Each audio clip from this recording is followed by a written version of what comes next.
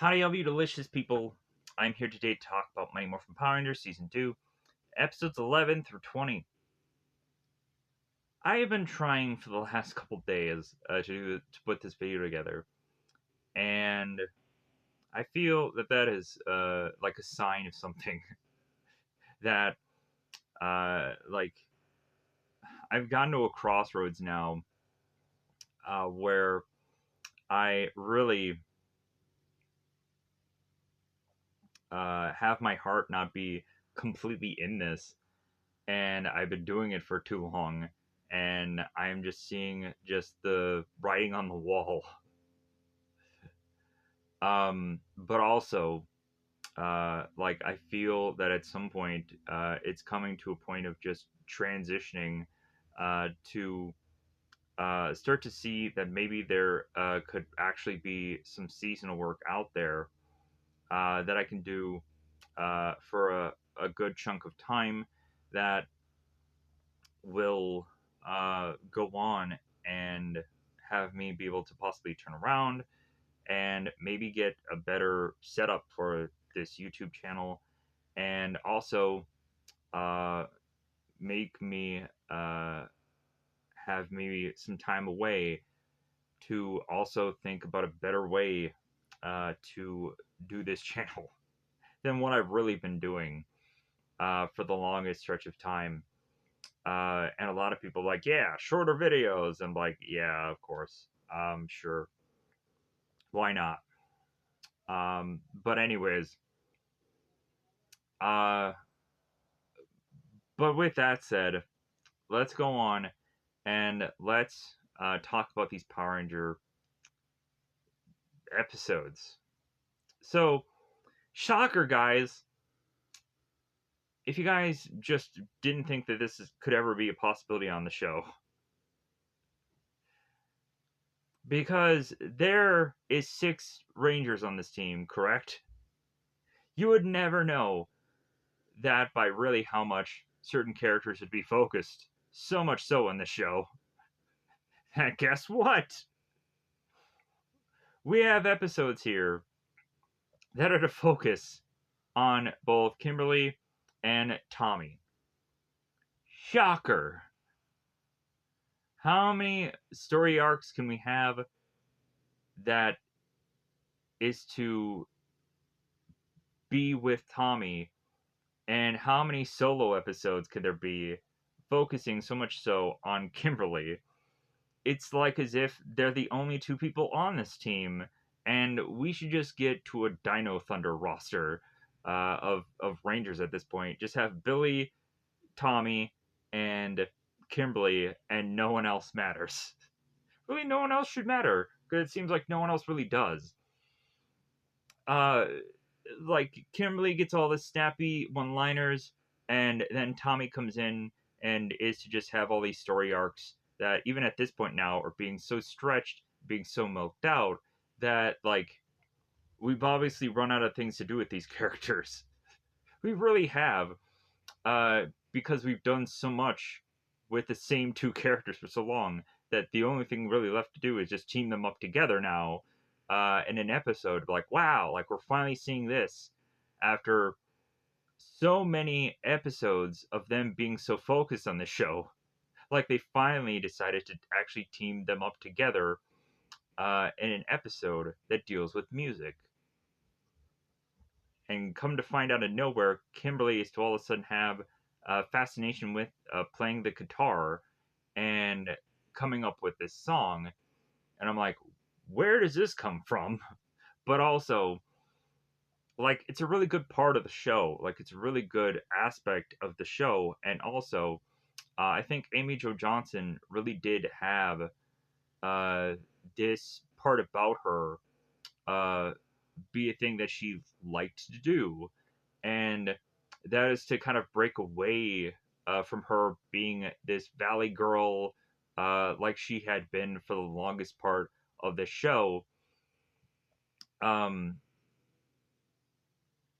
and so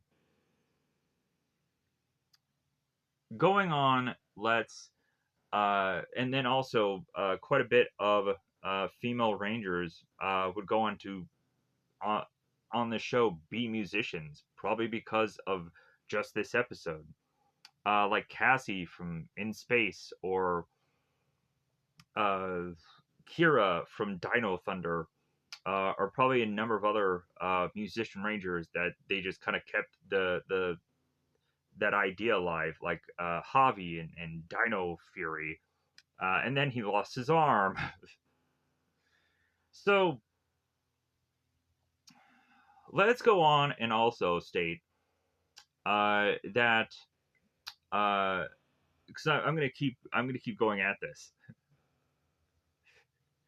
I'm gonna just keep saying it. So I, of course, would go on to be an avid watcher of this YouTube channel that talks about Power Ranger stuff, Beauty Baba Yaga, and it now dawned on me that at one point, yeah, she does go on and talk about Anubis Kruger being like the worst character in Power Rangers SPD, and here's my thing: he is actually not the worst character. He really isn't, and I've figured out why now. Because there obviously was to be a Red Ranger in that show, and it's not the one that you're thinking. Well, yeah, like the Red Ranger that was to go on and be a criminal, and he steals from the rich to give to the poor. Like, how can you say that that's the worst character of Power Rangers SPD? No, no, no, no.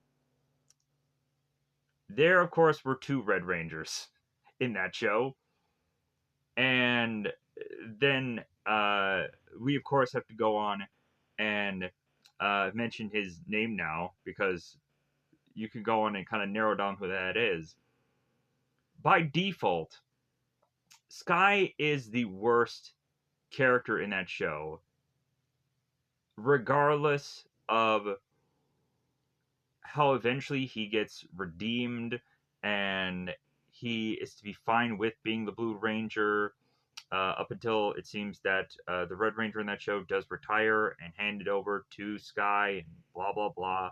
But and also Bridge has that whole story in Operation Overdrive, how a number of people retired, and he eventually became the Red Ranger because he's just bizarrely going on and just in a roundabout way, just making people just very confused.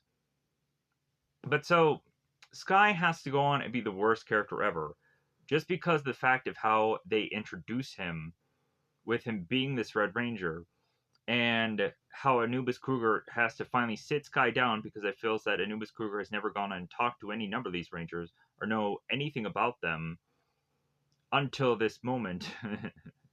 And Anubis Kruger sits Sky down and like, you know what, how do you feel about the rest of your Rangers, Sky?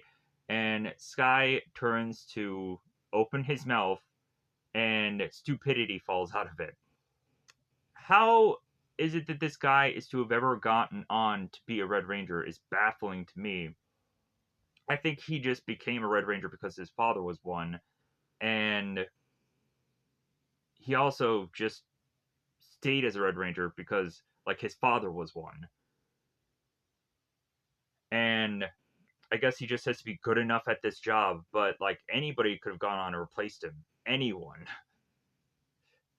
But I guess since Kai is also more stricter of the rules, where everybody else is to just kind of not be that way, that is all the more reason why they just kept Sky along, even though they probably shouldn't have. Because Sky goes on and states, like, well, hey, I don't like working with the Pink Ranger. It's like, well, why, Sky? Because she's a girl. Girls shouldn't be Power Rangers. And I'm just like, wow. But Anubis Kruger is the worst character in SPD. Okay, all right. Sure. But like, people are open to their opinions and what have you. But like, yeah, how obviously also watch Mojo. Watch Mojo goes on and says that that Kendall is to be a really good mentor, and every single episode, Kendall finds a way to just meet up with the Pink Ranger just to give her shit. How is that a good mentor?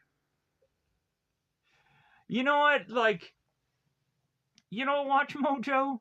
I would actually like to have my mentors with a better bedside manner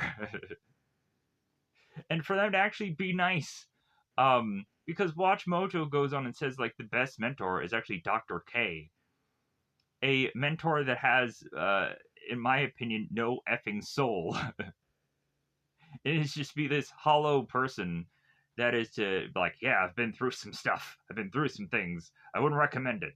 But his character is to just be so uberly smart that we just have to go on and just say that she's the best mentor, even though, like, she, again, has no real bedside manner and is to go on and tell one of her rangers, like, man, I wish I can go on and be as dumb as you. And really, also, she has to go on at some point of the show uh, to bicker with people about spandex and explosions and whatever the heck else goofy thing that they have to just kind of make fun of and point out of this show of, like, hey, when I morph, there's an explosion that happens behind me. Why does that always happen? Who cares? Like, you don't die from it. It's okay to just like walk away from an explosion. Anyways, also, like, if Once and Always really actually thought that getting Zordon back was actually important, here's the thing: they could have actually gone on and brought back Demetria to be a mentor for the Rangers. Evidently, they didn't care about having a Zordon-like character in Once and Always that badly. So, yeah, they would go without any mentor whatsoever. They would rather decide to go mentorless than bring back Demetria for Once and Always to have her be a substitute until Zordon comes back. They had the fishbowl ready for any mentor. They could have given Gosei a good old jingle. Hey, Gosei, about this Robo Rita. Well, there's a simple explanation for that, Billy. Really? What is it? Uh.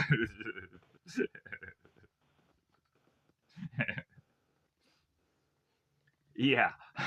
So, also, let's state that anybody who is to state that Power Rangers Turbo is a bad season, obviously, the only real reason to watch Power Rangers Turbo is for Diva Tox's cleavage. Okay, I couldn't say that one at all with a straight face if I am to try, but god dang, that is a fairly distracting thing. And Angry Video Game Nerd had to kind of point it out to me. I'm like, yeah, like that was an actual reason to watch Power Rangers Turbo. Weirdly enough, now as you're much older, uh, and so realizing that, god dang, maybe I should start watching some Turbo. Turbo, like, there's a lot of episodes that are in there that are just kind of goofy fun. And yeah, it's probably not written well, but also look at this show. There's so many, like, story holes that it's ridiculous at this point. And also, if I have probably to bash any bit of Power Rangers RPM, I'm sure I'll also say, like, man, Power Rangers RPM is the best season ever. Or again, I probably will go on and say it's like, man, Turbo is not the worst season, and I'll explain why at some point when I probably watch Turbo, and then realize that maybe Operation Overdrive is maybe the worst season when I start watching that, because the Red Ranger is to be a robot in that show. Like, how weird to go on and say that Captain Chaku is a bad character, but like we have a Red Ranger that's to also be a robot. But anyways, I'm throwing a lot of shade. My bad. But anyways, let's go on and let's actually talk about these episodes. So for these bit of episodes, like without us realizing that they're so focused on Tommy and Kimberly, we have to let that just die now, because we've been beating that metaphorical thing for far too long now. We've been beating it off. Um, we have to realize that honestly, a lot of these episodes have a lot more filler in it, and the episodes feel more stretched out. And there is, I feel, not enough Power Ranger stuff in it. Simply because it's like, well, yeah, like the Sentai footage ran out, or this or that, and we have to bring in this new character, and a lot of things are just kind of bogged down by the fact that we can't have more Megazord battles, because obviously the Thunder Megazord is just going to be infused in every battle that the Rangers have, because it's not the right Sentai footage and blah blah blah. Yeah, whatever. So, because all that's really about this show is a Megazord battle, right? Like, it's not about the Rangers facing off against this monster. It's all just about the Megazord. That's all that really matters in this show. Nothing else is to be quite interesting about this. Cue X number of episodes that just focus on two people when you have six. So, uh,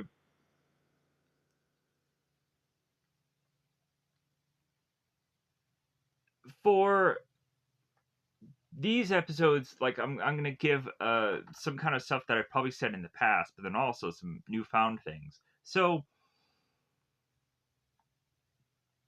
coming to find out that Lord Zed, uh, it seems, was to be quite scary for a young audience during its time. So much so that I can probably much more understand why Lord Zed is to be just so zoomed in for every time you're to go on and hear him talk, where you just kind of see from like here between here and like that's like I'm gonna get those Rangers. Like this is pretty much all you get to see so often for the show, and it's just so annoying to just consistently have this kind of viewpoint being done with Zed. I'm like, come on, show. Like, like this visual is just so ridiculous, but like that's all that we're really seeing of this character just so consistently is just this here. And I'm like, really? Like I guess they also just shot it that way, knowing that this character would probably creep a lot of people out. So they were to try to adjust, to realize that like, well, hey, like people definitely need to warm up to this character, because it'll just be a long running character that we'll use in so many seasons. And also,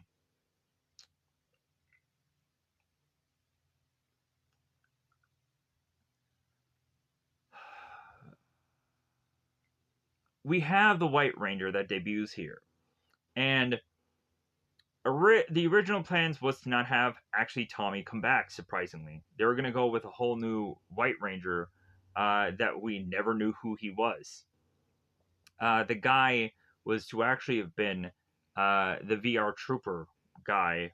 The lead of that show was to have originally been the new White Ranger, but like the guy has proof, he has pictures taken, like he is to have had this story that he was to go on and be offered this job, But then they're like, well, yeah, we really want Tommy to come back. So guess what? Like, we're going to make you the lead of this other show. And he's like, okay, good. Because, like, you're giving me the lead of this other show. Like, that sounds sweet. Regardless of how VR Troopers came out to be like, man, like, what if, what if this guy was like the best thing for this show? And like they kept bringing him back season after season after season, and like he really would have made a mark on this show, and like for how really VR Troopers is to kind of be lost and forgotten by a lot of people. Like, man, like what impact would he have made on this show if Tommy did not come back? That is so fascinating to just speculate or to be like, what if? Um, but then also, uh, this guy does come back and do the voice for Trio Triforia in Power Rangers Zeo. Uh, so good enough, I guess. Uh, like he is to be known somewhat as these two characters in Power Rangers, even if he did not go on and actually be those characters. So and I'm sure he probably got voice work somewhere down the road. Because I don't know about his IMDb. Uh, but now that I've gotten that out of the way, we of course have a episode called Green No More in these bit of episodes, and during an interview, and I have to go on and I have to just shell out everything that I've ever gone on and stated in probably other prior reviews. So if you want to check out a lot of prior reviews, to hear any little behind the scenes stuff and probably have a video be a lot shorter, go ahead and check all those old things out because I've probably gone on and talked about a number of these episodes in prior things. But Tommy is to, or Tommy, I have to just call him Tommy now. I can't call him Jason David Frank. Jason David Frank had talked about what is to be his fondest memory of Power Rangers. And the first thing that it seems comes to mind to him is Green No More when he's in these weeds and he's facing off against Goldar, and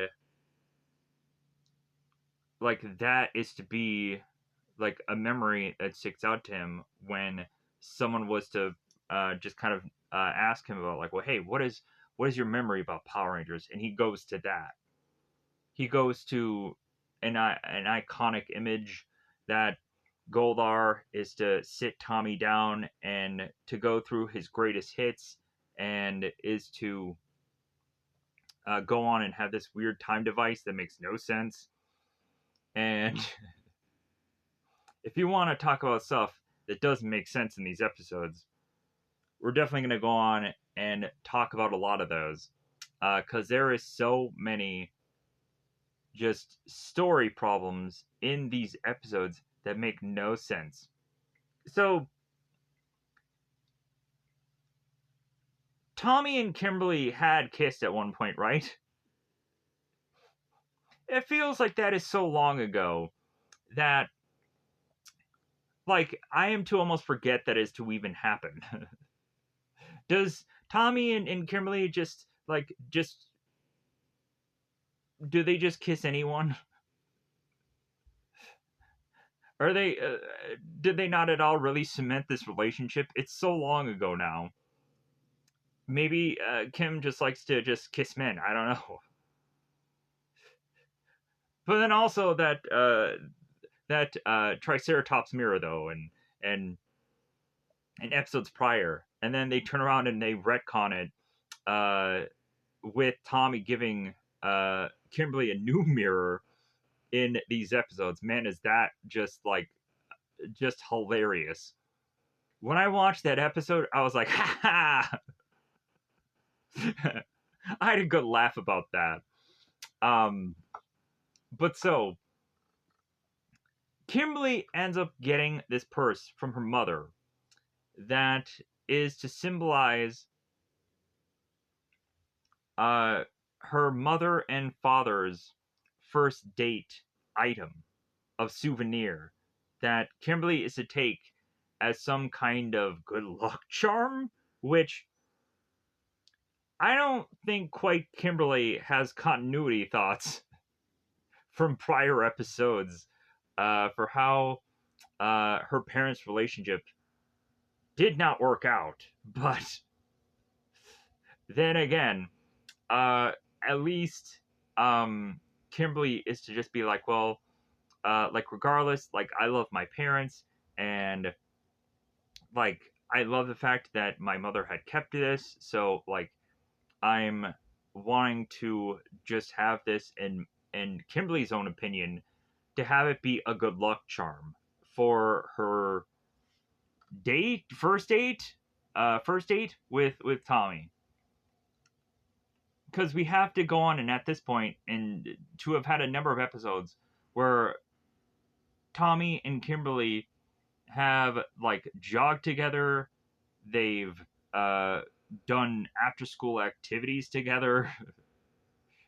They've consistently been uh, together, yeah, with the rest of the group, but like um, they've gone on and they've teamed up together at this point now in the show. Finally, we get the song of Guitardo that teams up both Tommy and Kimberly together, and we've been waiting for this for like how many episodes now?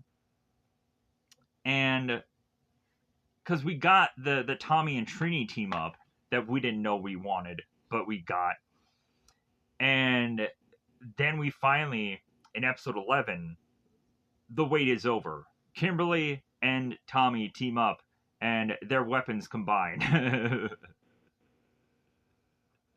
Their weapons combine to form um, a a thing so strong that it just wipes out a monster. Spoilers for those of you that haven't gone on and and desperately needed to have watched the song of Guitardo.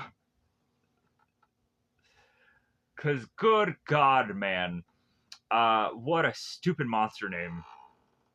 But this goes on and is to uh, build up the idea that we are to start to have monsters that will have this kind of gimmick to them. And at some point, also with this episode, we realized that Kimberly is wanting to be a musician and play this guitar in this episode, which then goes on to become the staple in the show to have either female rangers or just rangers in general be musicians, because at some point every single one of these rangers have to have something about them that makes them special. Really pointing out Cassie from In Space and her guitarist thing, and eventually, or no, maybe it was Turbo. Yeah, maybe it was Turbo. She was because that lends to the fact that we have that confusion episode that goes to have all the Rangers just consistently be like, "Oh my God, I can't get this song out of my head. Confusion." Yeah. I'm sure that's bringing back horror memories to a lot of people, because that song is so just plastered throughout that whole episode. But then also, I can't wait to just go back into what is to be Turbo and remember that episode, from which I had reviewed it in the past. But anyways, let's go on and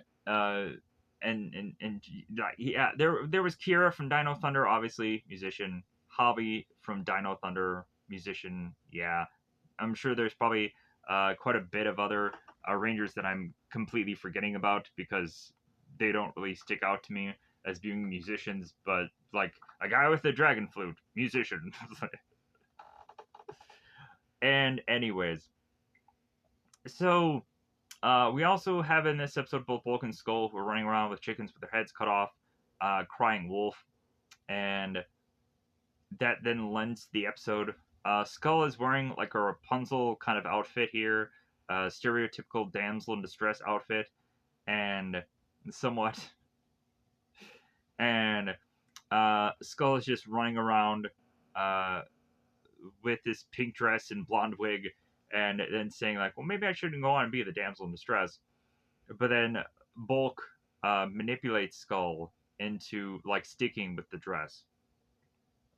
But anyways, let's go into talking about Green No More. Green No More has a clickbaiting idea, I feel, that they were to go, and they have a two-parter that wastes so much time of this to again like clickbait to people that this is ever going to go on and happen, and it never does. So Zed is a setup that he wants to put together these Dark Rangers. Funny enough, somewhere down the road, there actually is a Dark Ranger that happens in Power Rangers Dino Charge. So maybe it was just a nod to the fact that they never did Dark Rangers, and so they had to in Dino Charge to remember just the fact of the matter of they never did it in Mighty Morphin Power Rangers, so they did it in Heckle's character. So we have this team of basically doppelganger characters that look just like Billy, Jason, Zach, Trini, and Kristen, but they're named Justin, Zane, Bobby, Tina, and Kristen. So very much close as far as names is concerned to the actual Mighty Morphin ones. And if history serves, we actually do have technically a Power Ranger with the name Zane now before In Space was actually a thing. As far as also realizing that Justin from Turbo and probably I'm sure any number of these names probably coincide with some Ranger down the road of seasons of what have you. But I probably not have any good memory of who any of the yellow or pink Rangers were because I don't remember ever there being a Ranger that had the name Bobby in it. Let me know in the comments below if there was, because I'm sure it's like, yeah, what a stupid name for a Ranger. But regardless, uh,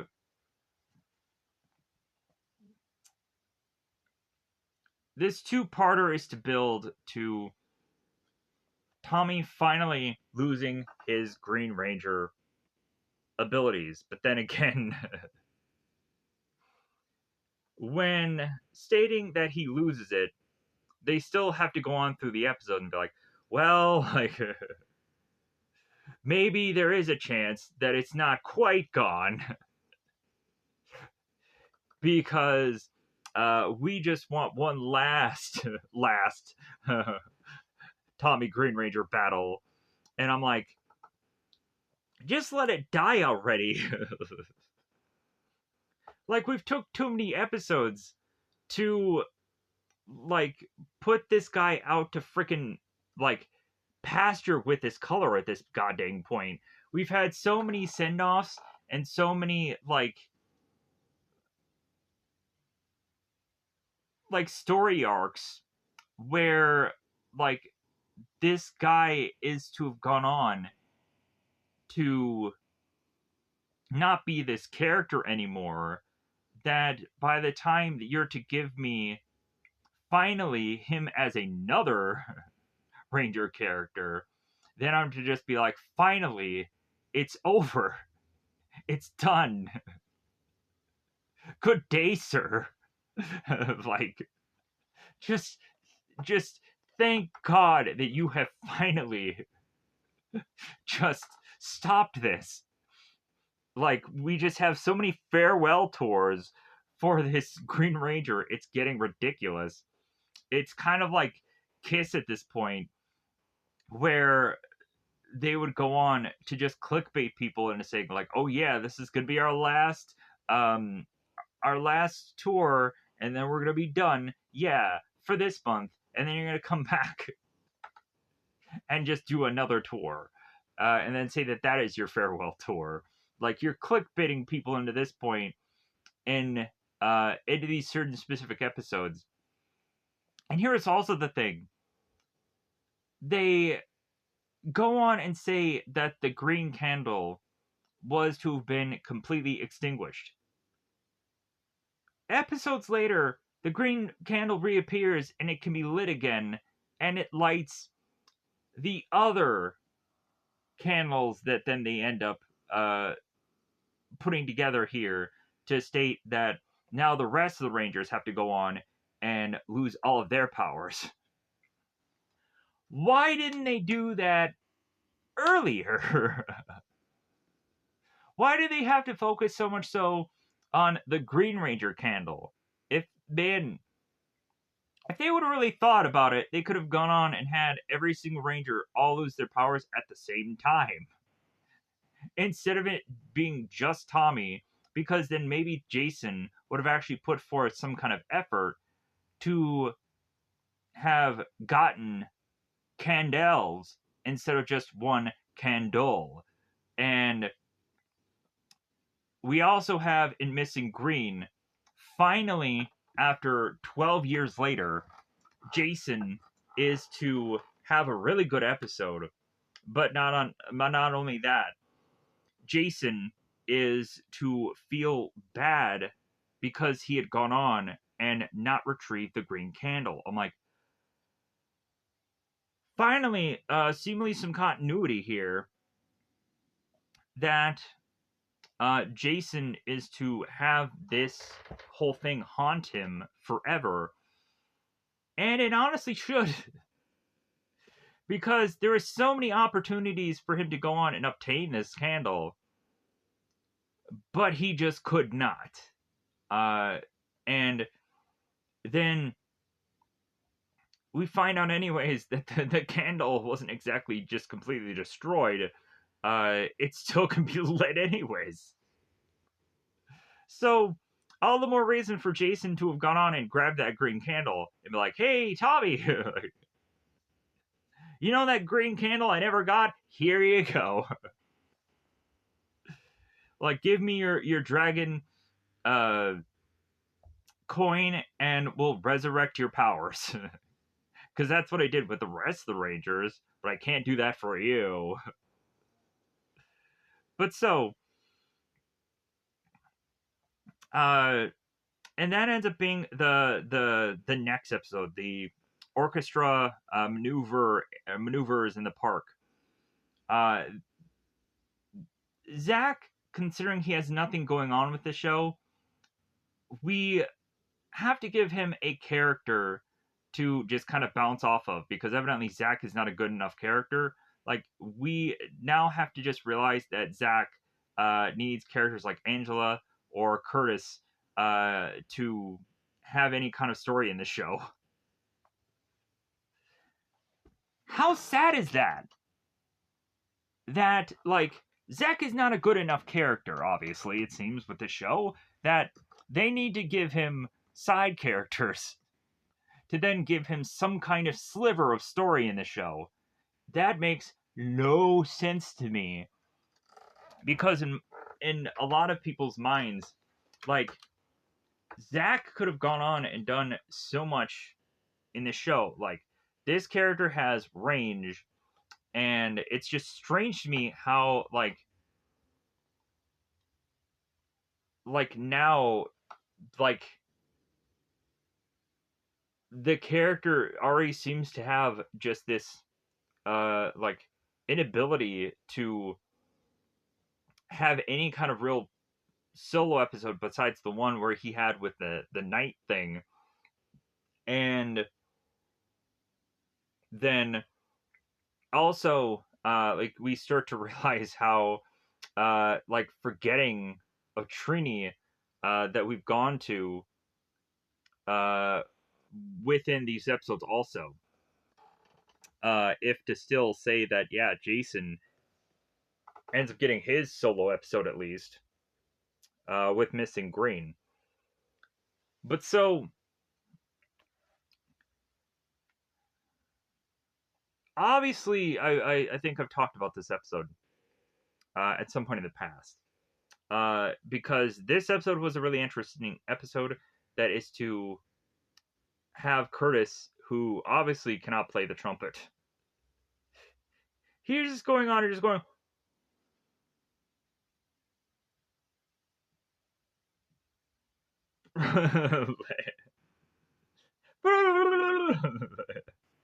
This guy cannot play the trumpet whatsoever. And then obviously they just had like a music track. Like, God, that was just like, that was painful to watch. Like, come on, show. I guess you didn't hire Curtis for his trumpet ability, but good God, man. Just what they did there was just a a joke. It was just like, really? Come on, man. Like, that's what is to really just force us to realize how just bad this show was. But so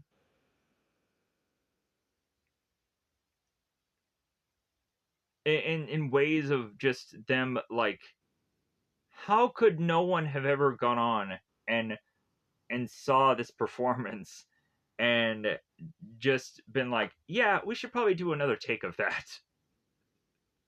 How about we actually buy that you're playing the instrument? Like, it just seemed that the show just really at a lot of times just didn't care, or was just like, hey man, we just gotta keep pushing these episodes along, because we gotta just sell these toys, because they're flying off the shelf and that's all that matters. Historically, so we have news coverage that is to cover how well these toys are to sell, because they did, uh, up until a point where like we started to get like shows like Turbo, where the show was almost getting close to getting canceled, and that would have been the end of Power Rangers. But somehow it just continued to just limp on, and give us like the season in space with the exact same Rangers from Turbo, shockingly. And like, you would have thought if the show would have gotten canceled, they would have been like, dude, we're going with a whole roster of Rangers. Like, we're gonna not have anybody remember anything about Turbo. Like, but no, they just took the same exact team of Rangers and they just kept on going.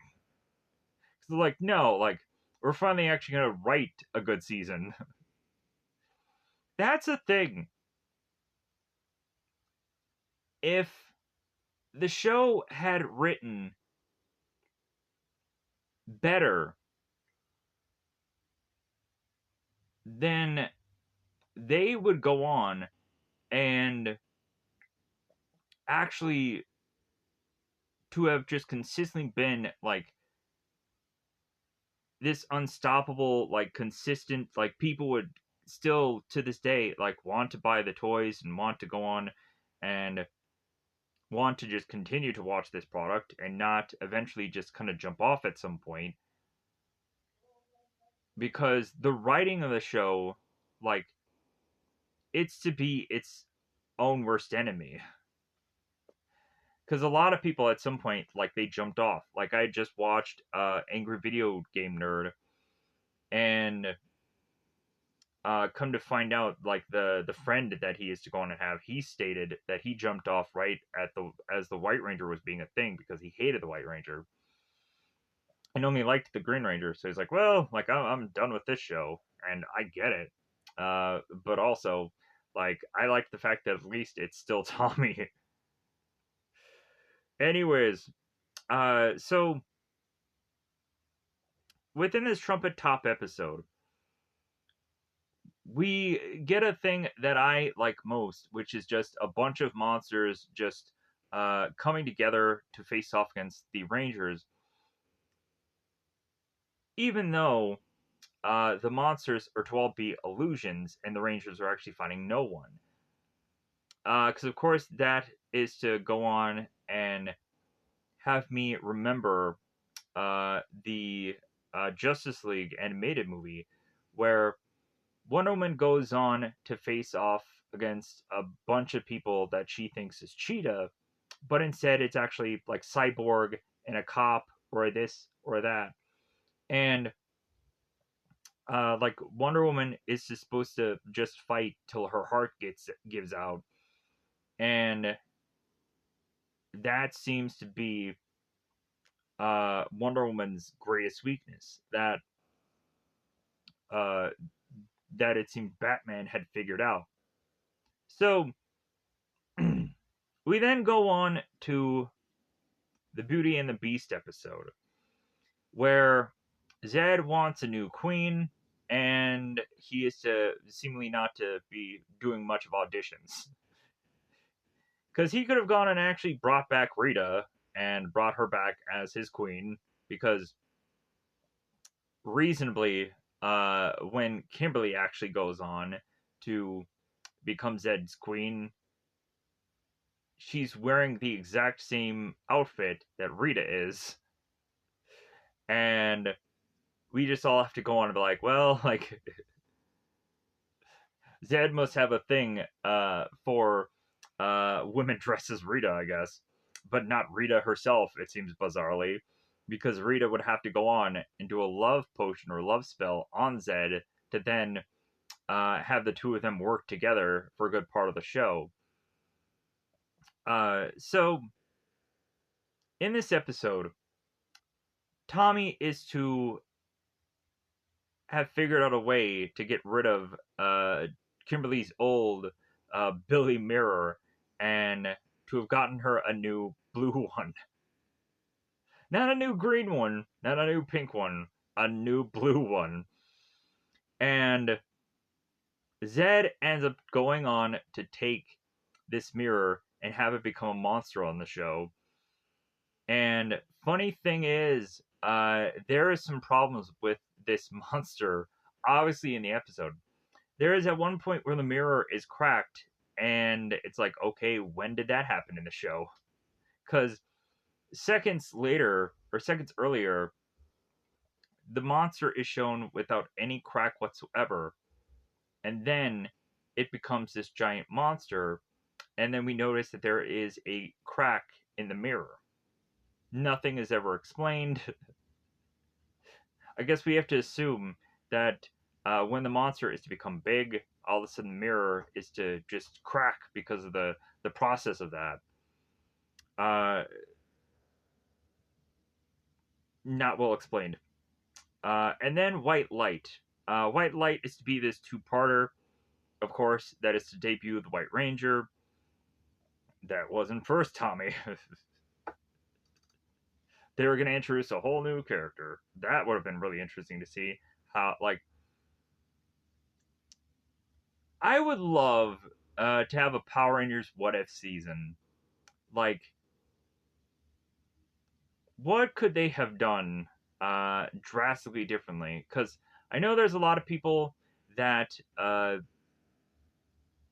their what ifs is always like, what if Jason, Trini, and Zach never left the show? A lot of people go on to say it's like, well, they became the Mega Rangers or Omega Rangers in the comic books. Yeah. Just whatever that is. Just like the Mega Rangers, they're cool looking. Like it continues on the story of those characters, but like also, like I'm sure to a lot of people that's just not quite good enough. That really, I think also people would have liked to have known what would have happened if Jason never left the show and didn't become the Zeo Gold Ranger and maybe became the Blue Ranger, or maybe still became the leader of the show, and then maybe Tommy became the Gold Ranger. Who knows? Um, but I digress. So this White Light two-parter is to have Nimrod the Scarlet Sentinel, and this. character goes on to become two other characters, and their names are to be AC/DC. And if you were to not go on and to not be a rock fan, like we of course have the band, of course, AC/DC, and immediately anytime you were to probably think of any number of their songs, you're probably to connect it with Iron Man at this point now, which is kind of fun. And so really within this episode, Tommy is supposed to be this new ranger, and you would think he'd be so dominant that he could wipe out three monsters in one. But again, he slips on the bad end appeal, and he really is to not be as good as what he should be, but eventually he'll get there. Uh, Saba at some points also kind of has to do the heavy lifting instead of Tommy, because I guess, yeah, like, it's been a while for Tommy actually being a Power Ranger here. But then also, I've talked about 2 for 1, so I can kind of skip that. Opposites attract. Opposites attract is to be about a magnetic monster that's just called Magnet Brain. We come to find out in also the Missing Green episode that they have a monster called Pipe Brain.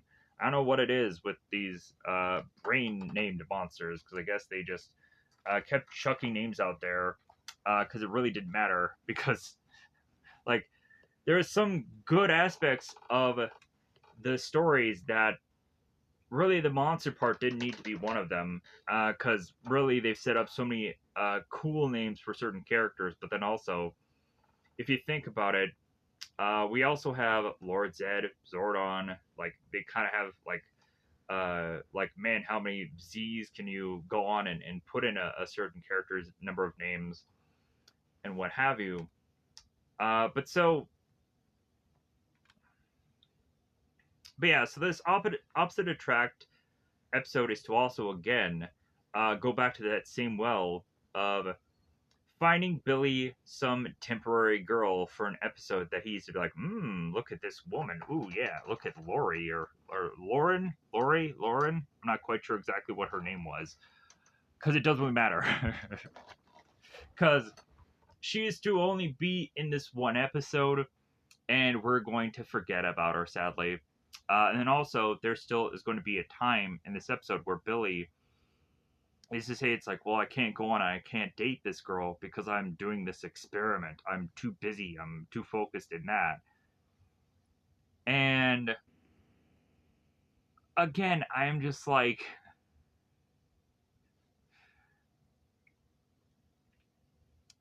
why are we doing this? Why are we doing this? Uh, just good God, man. But also, uh, why are we doing a magnetic monster? That never is to be a cool thing in a show ever. I had gone on to watch like a Justice League episode where the villain is to be this magnetic uh, villain, and I'm to just to have looked at this character and just being like, this is a stupid idea, but I hope they figure out some way to use him well, and I don't really think that they did. And also, in this episode, they just chuck this big magnet on the Zord, and then the Zord now has to go on and just pull this thing off of itself. I'm like, really? This is what we're doing here. This is what we're wasting our time on. Come on. Like, you would think that, like, the only way that you should actually write in a magnet monster would be if a ranger actually had a metal color gimmick. Like, if you had, like, Power Rangers Lightspeed Rescue and you had like the Titanium Ranger, that's when you should go on and have the magnet monster and have the whole episode just be like a Titanium Ranger focused episode where somehow like he's just trying to face off against this magnet monster, and it's just not working because like it's basically Magneto versus Wolverine. It doesn't quite work. But no, like they waste this magnet monster on just like this episode, and the whole episode is the fact of the monster is trying to throw the earth off its axis, and so you just get a bunch of people that are shuffling from side to side, uh, and trying to just uh, realize that the earth is kind of oddly moving. And you know what? If this monster would have gone on and actually done like its job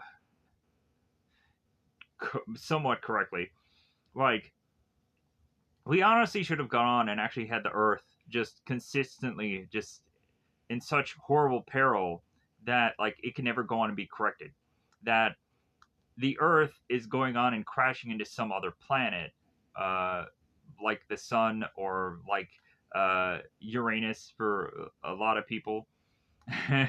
And I know that is to be a planet not so close to earth, but it's just a joke. uh but uh to go on and just like there should have been something more interesting about this whole knocking the earth off its axis thing, to really put the earth in danger, but it doesn't really put it enough danger. It's just like we just have this, it's just the episode is just so wasted. But let's go on and let's break down these episodes, because I've already been talking about this for about an hour now. So let's really get into these episodes. Let's break it down. So the Song of Guitardo, I've already kind of almost thoroughly explained to this episode. So when we get to the full breakdowns of these episodes, I'm going to try as much as humanly possible to honestly just give you the cliff notes, because I feel if I go on and I explain every bit about this episode, it'll take 4 hours, and I don't want to do that anymore. As well as also, like I've kind of explained these episodes already, anyways. So the missing parts of what I've gone on and stated will be something that I'll probably just do here. Because why would I do a 4 hour long video anymore? But then again, also, like this may end up getting longer than 4 hours, anyways, just for cliff noting talk about these episodes. So in this 11th episode of season 2, the very beginning of it has both Kimberly and Zach talking together, I think, in the youth center. And Kimberly turns to Zach. It's like, you know what? Like, I'm working on this song. I want to go on and try to figure out the lyrics. You may go on and be a very musically inclined guy. Like, how would I go on and have you either help me with it, or maybe we can kind of do this just kind of duet together in the later half of this show. So Zach is like, all right, cool. They're also going on and talking about a picnic that they're having at the park later. And so Zed is to, of course, overhear the fact that Kimberly is wanting to put this song together. And so he realizes, like, well, like, I should definitely go on and take that whole guitar idea and make it into a monster. And Goldart goes on and says, like, well, uh, like a guitar is wood. A guitar is not alive. You can't make it a monster. And so Babu and Squat have to go on and tell Zed, it's like, well, like, if anything, you could just find a an animal or an insect of some kind that is to be some kind of like how we have the hummingbirds, or how we have uh, like cats that purr and stuff like that. Like there is always to be some kind of animal that is to go on and be known for either its song or its sound. So uh, they end up taking a bug and combining it with a guitar, and they just go about that in this episode. So Zed goes along with the idea. Cue the Rangers at the park. So the Rangers at the park. Uh, Billy, Tommy, and Jason are kind of throwing the football back and forth together. It's a Nerf ball. It's not a normal pigskin.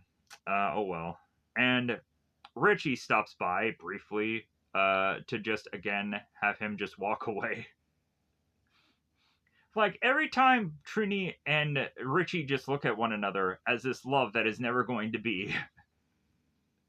I'm like, Watch Mojo goes on and says that not only is Kendall a good leader, which she's not, because how she parades the Pink Ranger, but then also Watch Mojo goes on and says how like Richie is a bad character.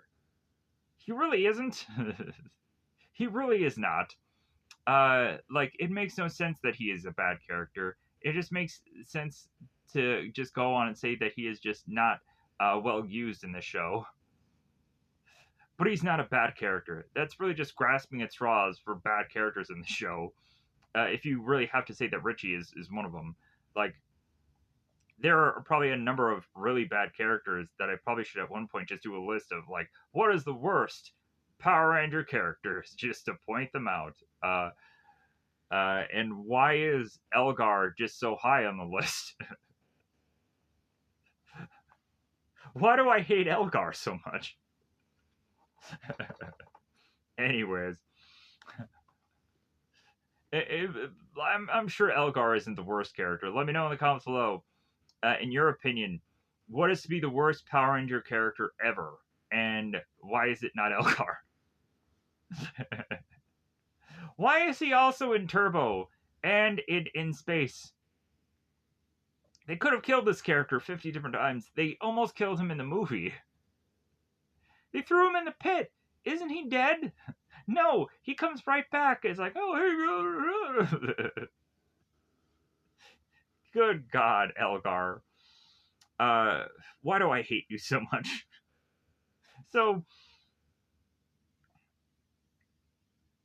Bulk and Skull are running around with the chickens with their heads cut off. Skull is dressed in the pink Rapunzel outfit, and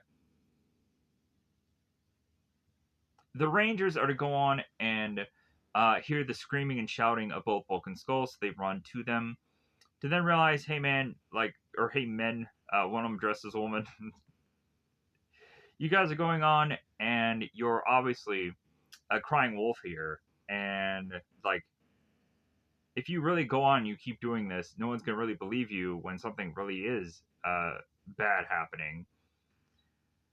So Zed ends up stating that his Guitardo monster is ready and that it's time for the Rangers to face the music. And Zed sets up here that the monster's ability is to use a hypnotic bit of magic, and that they will all eventually go on and be under the control of this monster. So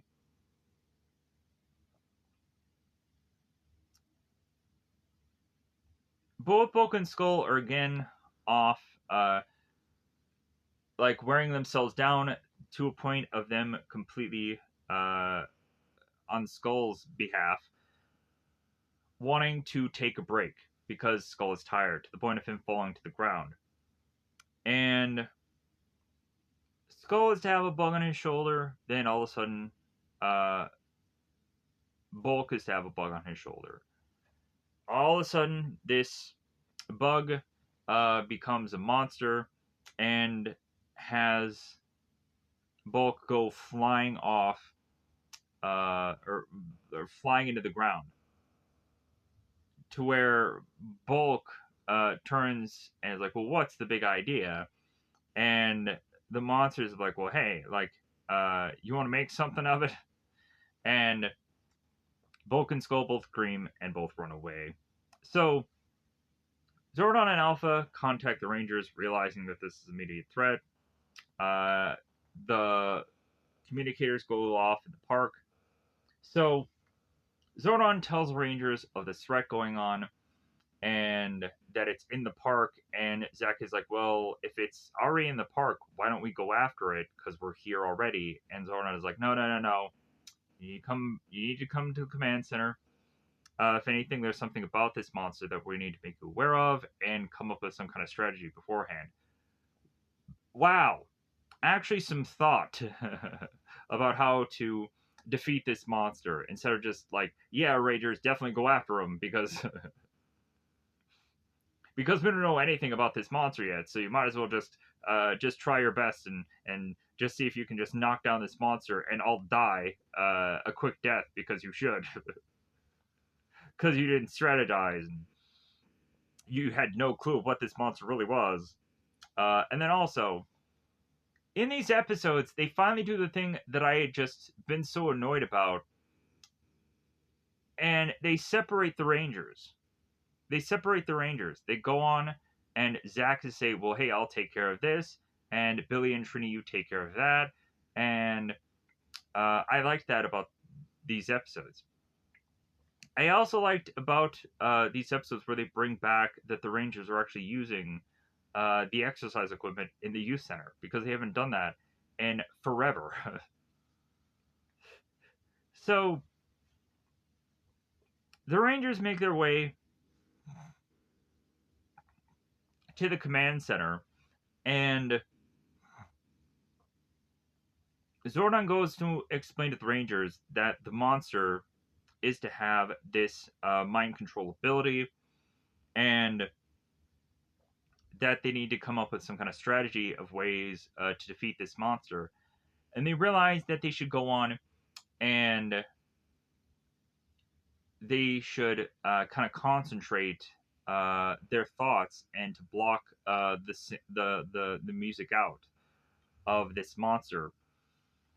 Oh, while that's going on, Alpha is to take Tommy to the side to just rip into him. Just Alpha finally is to be like, you know what, Tommy, you think you're so cool, but you know what? You ran out of gas, Tommy. Just dresses him down. It's just like, it's amazing. No. Tommy is with Alpha, and they're to analyze how much power he has left. And for this review, it honestly gets so confusing exactly how much gas Tommy really has left in the tank. Because even when his power completely goes away and he is now forced to just be himself, Tommy, and not the Green Ranger, still, like, he then goes on to still have the ability to morph and be with the team somewhat. And I'm like, I am so confused. So the Rangers are to go on and see in the viewing globe that Kimberly is to have her guitar get taken because it's still left at the park by Guitardo, and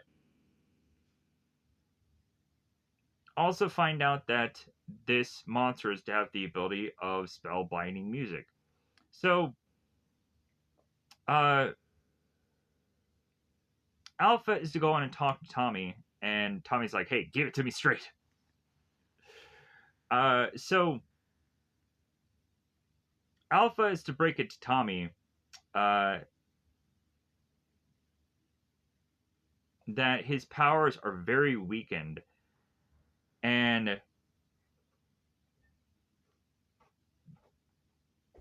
but still, like, there is still just slivers uh, of Tommy's power still left. Uh, and they haven't gone to quite just say that he has maybe one fight left really in him. So they force Tommy on the sidelines, and Tommy then turns to Jason's like, well, yeah, like I'll be on the sidelines. You got to go to work. And so the Rangers all morph and face off against this monster. Come to find out, one by one, they all eventually get taken up into the sky by this monster, which kind of makes no sense to me. You would honestly think that if this monster is to have like this mind control thing about him, that the music would snare these rangers into working alongside him to then have this really fun dynamic of the rangers facing off against one another because they can't control what they're doing. That would actually be a lot more interesting episode, but then again, later down the road, there would probably be some story problems. Like, when Tommy and Kimberly face off against the monster later on, like, all the other Rangers would be corrupted and would be probably blocking the weapons that are to be used against the Guitardo later on. But then again, Tommy and Kimberly could just go on and just beat the rest of the Rangers down and like, I'm sorry, man, I got to do this, and then go after Guitardo and or also here's what they could have done. So Tommy and Kimberly could have gone on to have all the Power Rangers become corrupted, and they could have just taken all the power coins from out of their morphers, because then they would have no power, and then Tommy and Kimberly just like smack them and deck them and take them out of the fight. Because really, it seems that all you need to do is just take the power coins from off of a Power Ranger, and it renders them useless. But also,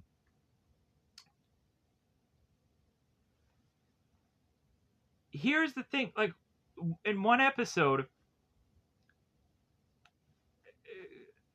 Billy was to get all of the power coins combined and become very much powerful. Why didn't they ever do that with Tommy in this show?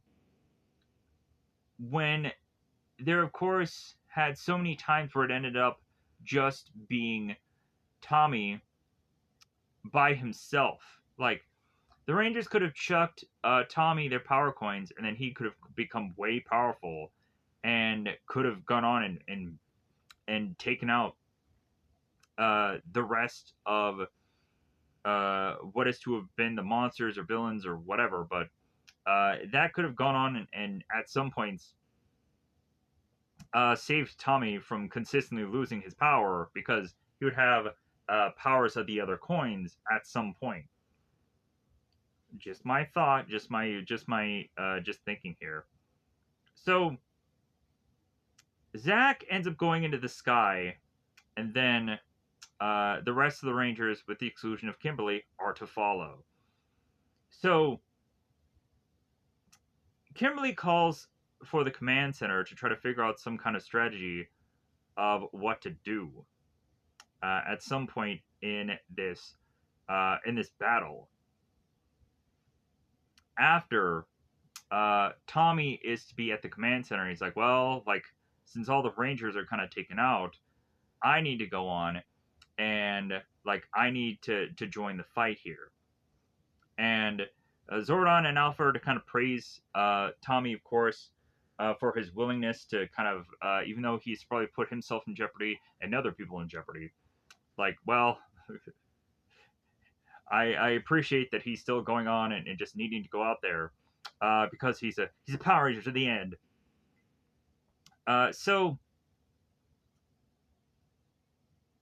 Tommy goes onto the field and meets up with Kimberly and like asks if she's all right. It's like, yeah, like she wasn't the one that ended up getting much attacked by the monster. She was the only one kind of left out of this whole thing. as well as also the monster ends up turning to Kimberly. It's like, well, hey, you're this lyricist. Like, what are you gonna do and try to beat me with? So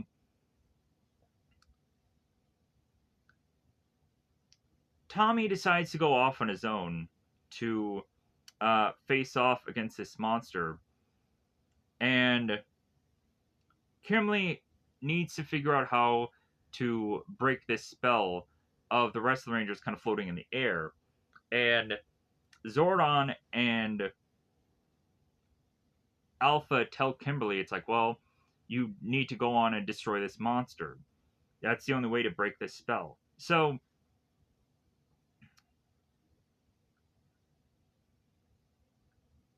as Tommy and Kimberly are to get ever so near to this monster, the monsters decide, like, well, like, I'm not going to go on and just stay here any longer. I think it's about that time to just go and leave to the fair. So, Kimberly, who had gone on and contacted Alpha and Zordon, are to state, like, well, hey, just kind of just look after my friends while we go to the fair. So, come to find out, the spot that they go to the fair is this stage, which I'm like, okay, this makes a lot of sense, writing wise. So, Tommy faces off against Guitardo, and at some point, the Guitardo is to use its attack on Tommy.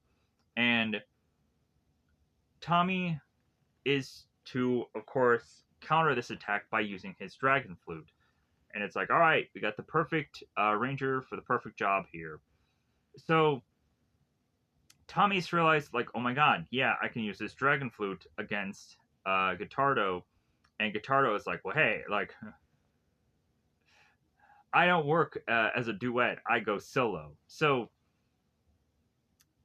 Guitardo starts to attack Tommy, starts to drive him to the ground, and Tommy is to try and desperately grab for his dragon dagger to realize that it is so heavy.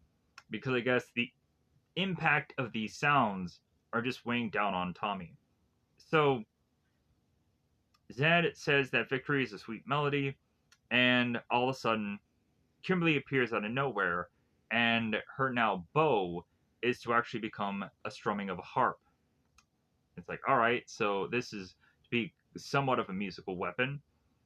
So Tommy realizes that that we need to fight music with music here,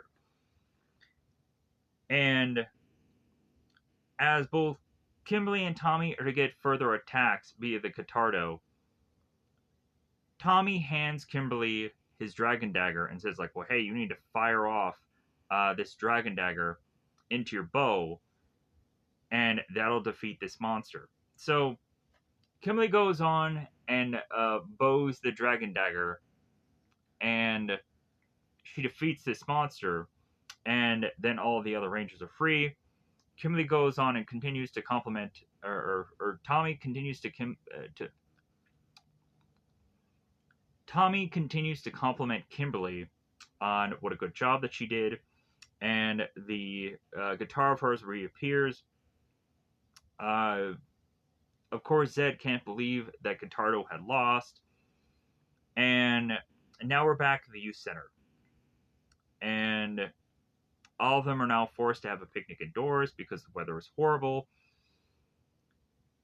But they say that this is a probably a better way to have a picnic, anyways. So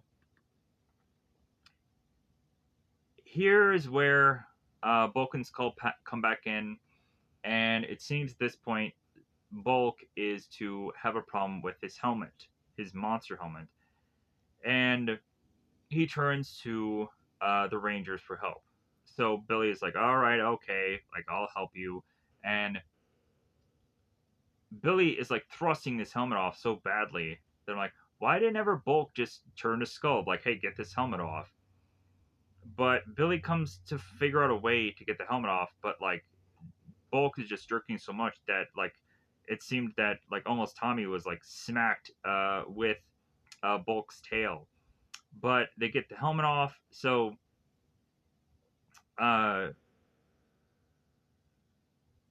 there's a bit of moment here where Bulk slaps Skull's wig off, and so this and that. So uh,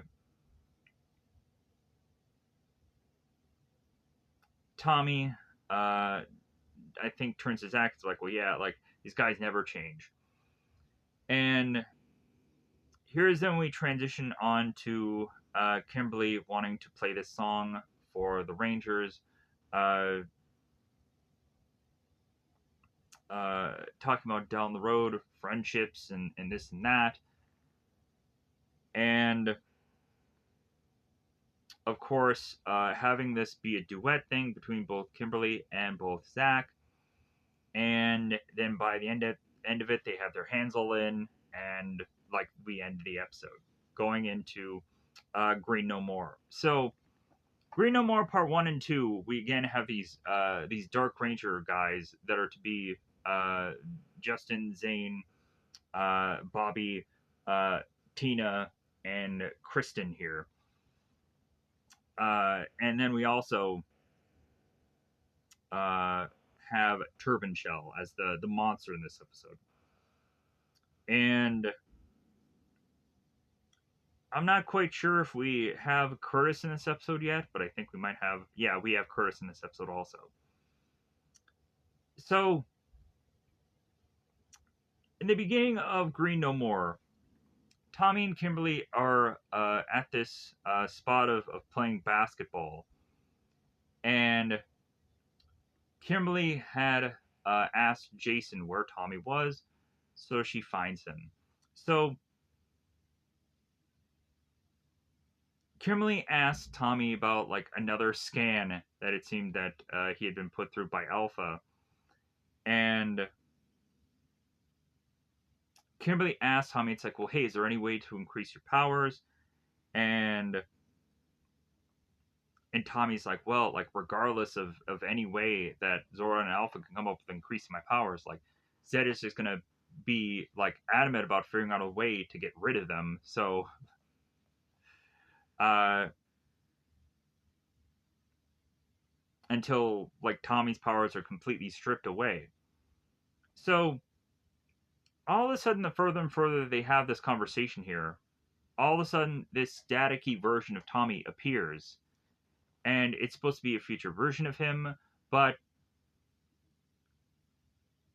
with the way that Tommy is dressed, we have to realize that this is the near future and not some old man Tommy, or it's to not be a Tommy that is to be, of course, wearing a spandex color of some kind. Like it's not like Tommy who is wearing the white Tiger Zord Ranger suit and just be like, what? Like really foreshadowing to that. Because they don't. No. It's to be Tommy that seems to be just very statically looking similar to the Tommy of what we already see here. So the static version of Tommy is to seemingly be involved in some kind of weird, goofy time warp. And Tommy is to tell more current day Tommy that the communicator. I can't tell you anything else. You know what to do. If anybody used to go on to remember the superhero movie, there's a point in that film where uh, Tracy Morgan is on the computer talking to the Dragonfly character, and like he's cutting in and out, and so he's cutting in and out, and like he says like, you know what to do. It's like, no, I don't know what to do, because like you've gone on and been so choppy at this point. So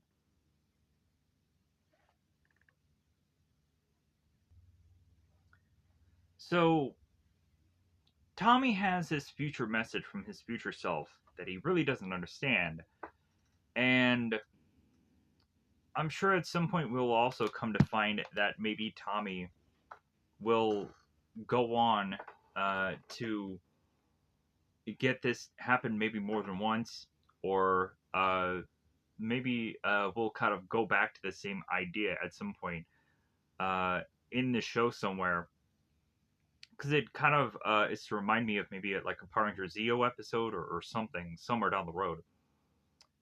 But so Tommy is to be very confused about this message because all it said is communicator and never give up, and like that's all I can tell you.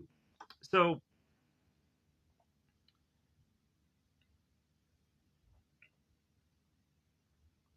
Zed is now claiming to Goldar that the Green Ranger's end is at hand, and this time there is nothing uh, that anyone could do about it. Yada yada yada. So, and that supposedly the final defeat of the Green Ranger will go on to lead to the annihilation of the Power Rangers shortly thereafter. So, at Angel Grove, uh, Zach and Billy have made their way into high school. It's like Zach's like, yeah, well, like I have this new cousin coming into town because it seems that he has now moved here, and we'll spend a number of episodes with both Zach and this cousin. So Curtis didn't make it on the worst Watch Mojo list of characters, but Richie did.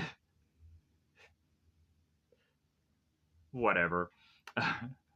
so, uh, so Zach is waiting for his cousin to arrive, and coincidentally, Curtis is to make this grand entrance as he is to go on and just start dancing here. It's like, well, yeah, that obviously is to be Zach's cousin.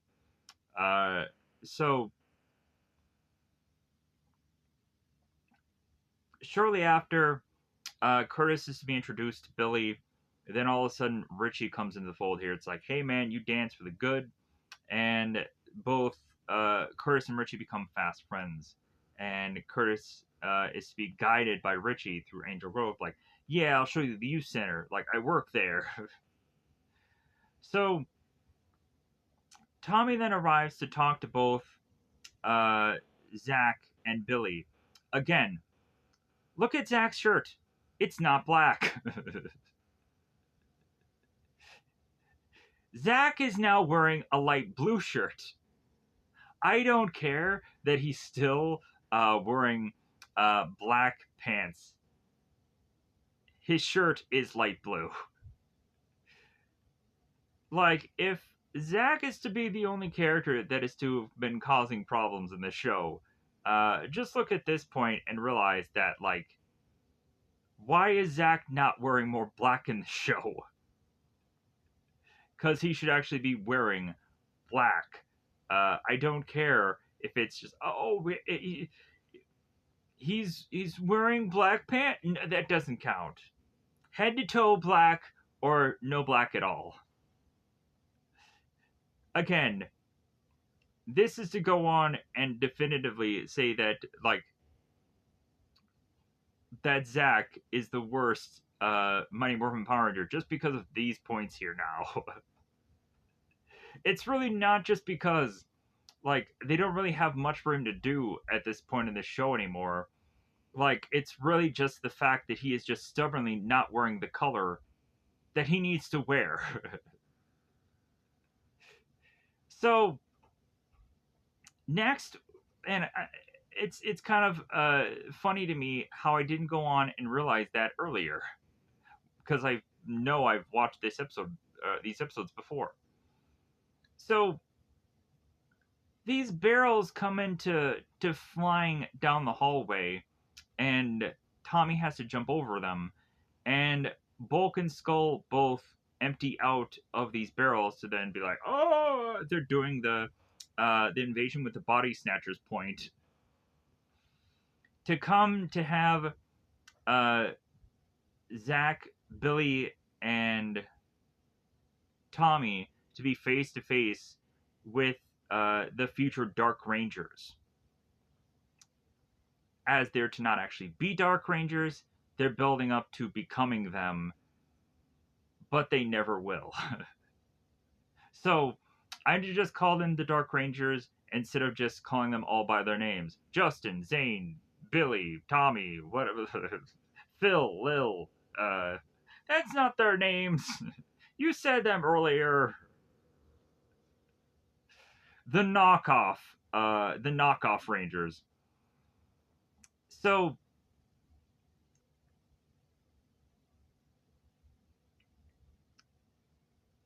as as Zach and the gang go on and talk to these new transfer students, Tommy is to kind of lighten these Rangers up to just be like, hey, we have a set of rules around here. Like, you're going to learn that pretty fast. And Justin, of course, the leader of this group, is like, well, hey, we tend to make our own rules. And all of a sudden, this dorky kid ends up coming out of this hallway or out of this door. And the Dark Rangers grab him and chuck him back into the room. And they take his backpack and they just chuck it on the ground. As soon as these teenagers leave, uh, Billy is to open the door back up and be like, "Hey, man, like, here's your backpack. Just go about your day." So, like, I'm sorry that they were just jerks to you. So Zed freaking zoomed in again. Hey, I definitely have gone on and seen these Rangers, and like, man, like I think they're a prime example of Rangers that I can go on and make evil superheroes. That line doesn't exactly work, but then also, uh, there is also a Lord Zed line that talks about how he's going to scour the entire galaxy to figure out a way to defeat the Rangers. I'm like, how does that line even make sense? Like, what is he going to do? Like, is he gonna go on and just go around space and find the answer via just like a road trip? I don't quite understand that. But so here's where Lord Zed finally says the name of his new group, the Dark Rangers. They won't have a very large shelf life, but Golar is to notice this estranged crystal, and Zed lets Goldar in on what they're going to use this for, because Zed has been holding on to this crystal for however long that Tommy has continued to lose his power, and by the time that Tommy's power is fully drained, that'll power up this crystal that will uh, infuse into all of these Dark Rangers. I'm like, how is it that one Power Ranger is to be so powerful enough that it is to be able to give power into a number of Dark Ranger characters? Makes no sense. With honestly how weak Tommy is as a Green Ranger for a good chunk of this show, how does it make sense that his power specifically can power up an entire team of Dark Rangers? Story hole there. Story hole number 567. Also, I'm really happy that the Megazords, they completely stopped doing the whole like, uh, the the Megazord is down to 20%. The Megazord is now down to 5%, and so on and so forth. Because if you think about it, how would a Megazord with like 1% like battery life in it, how can a Megazord still go on and do the Slice ultimate move off of like 1% battery life? Like, that's like saying like a phone can off of 1% still last you like a whole hour? It makes no sense. So, again, logic story gaps are to still be had this day for Power Rangers. So, Tommy goes back to Zordon and Alpha, like, all right, like, what's the verdict? Like, what can I do? So, because we not only in the beginning of the episode have Tommy getting this bio scan, and then I think he ends up stating that like uh, that he hasn't got the results back. So now I guess he's gotten the results back, and from what I remember in this episode, it's like there's so many like this part ends up getting so confusing because they keep having to go on throughout these bit of episodes and try to break down how much percentage is left of Tommy's ability to still be a Power Ranger, but it really just continues to not be a thing that like if he has to have one last fight left in him, like it feels that that is really a lie, that Tommy can still go on and still be use of this team even well after his powers are to completely to vanish. It makes no sense. So Zordon tells Tommy that there is no ability for them to restore his powers anymore, and that there's a possibility that they are to realize that there is to be only one last fight left into him. That's going to be a lie.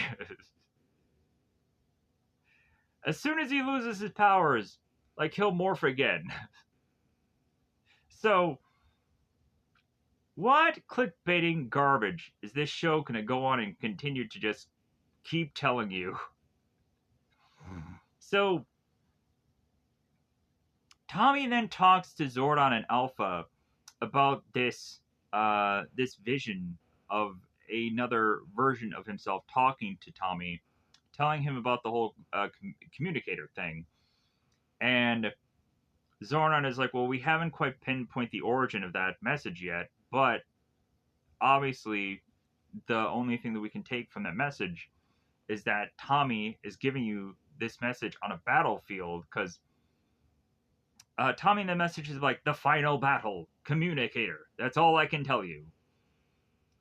And so Zordon states that like, well, hey, since your future Tommy that you've had this message from is in a future battle, but he's not wearing like his shield and his obvious like spandex costume. This means that Tommy was in battle unmorphed, and that is to be seemingly significant. So the Rangers, with the exclusion of Trini, are all at this beach, and Kimberly turns to Billy and says that Trini is with her grandmother's. That's why she's not here. But we'll see her later in the episode as she appears at the command center, and they have to strategize with what's going on. So the Dark Rangers meet with the now Power Rangers, and of course, it's the very stereotypical, hey, what's your problem? Like, we belong to Angel Grove now. Uh, like, we're the new cool kids. We're the new hotness. You're the old and busted. So, Zed is kind of looking at this conversation taking place, and he's like, man, like, I should definitely go on and, like, I should teleport uh, these ranger team, this transfer school ranger team, I should definitely teleport them now, not kind of showing my hand to the Power Rangers that this is all going on. and that I've kidnapped these teenager kids. But uh, Zed is to realize the more and more the Dark Rangers are to talk here. And he's like, all right, arrogant, nasty, disrespectful. Like, those are definitely 5 warriors there. And the final element to my complete plan. So Zed goes on and whips his wand here, or whips his staff here, and teleports his chosen away. Also, something that I forgot about, Lord Zed's staff in this episode is so messed up already. Like, it has like so much tape and duct tape on it. You can obviously see it when Zed is at the other world and he's talking, and just consistently look at his wand and realize that, yeah, like they really had to go on and tape this mother together. uh it looks just so bad. So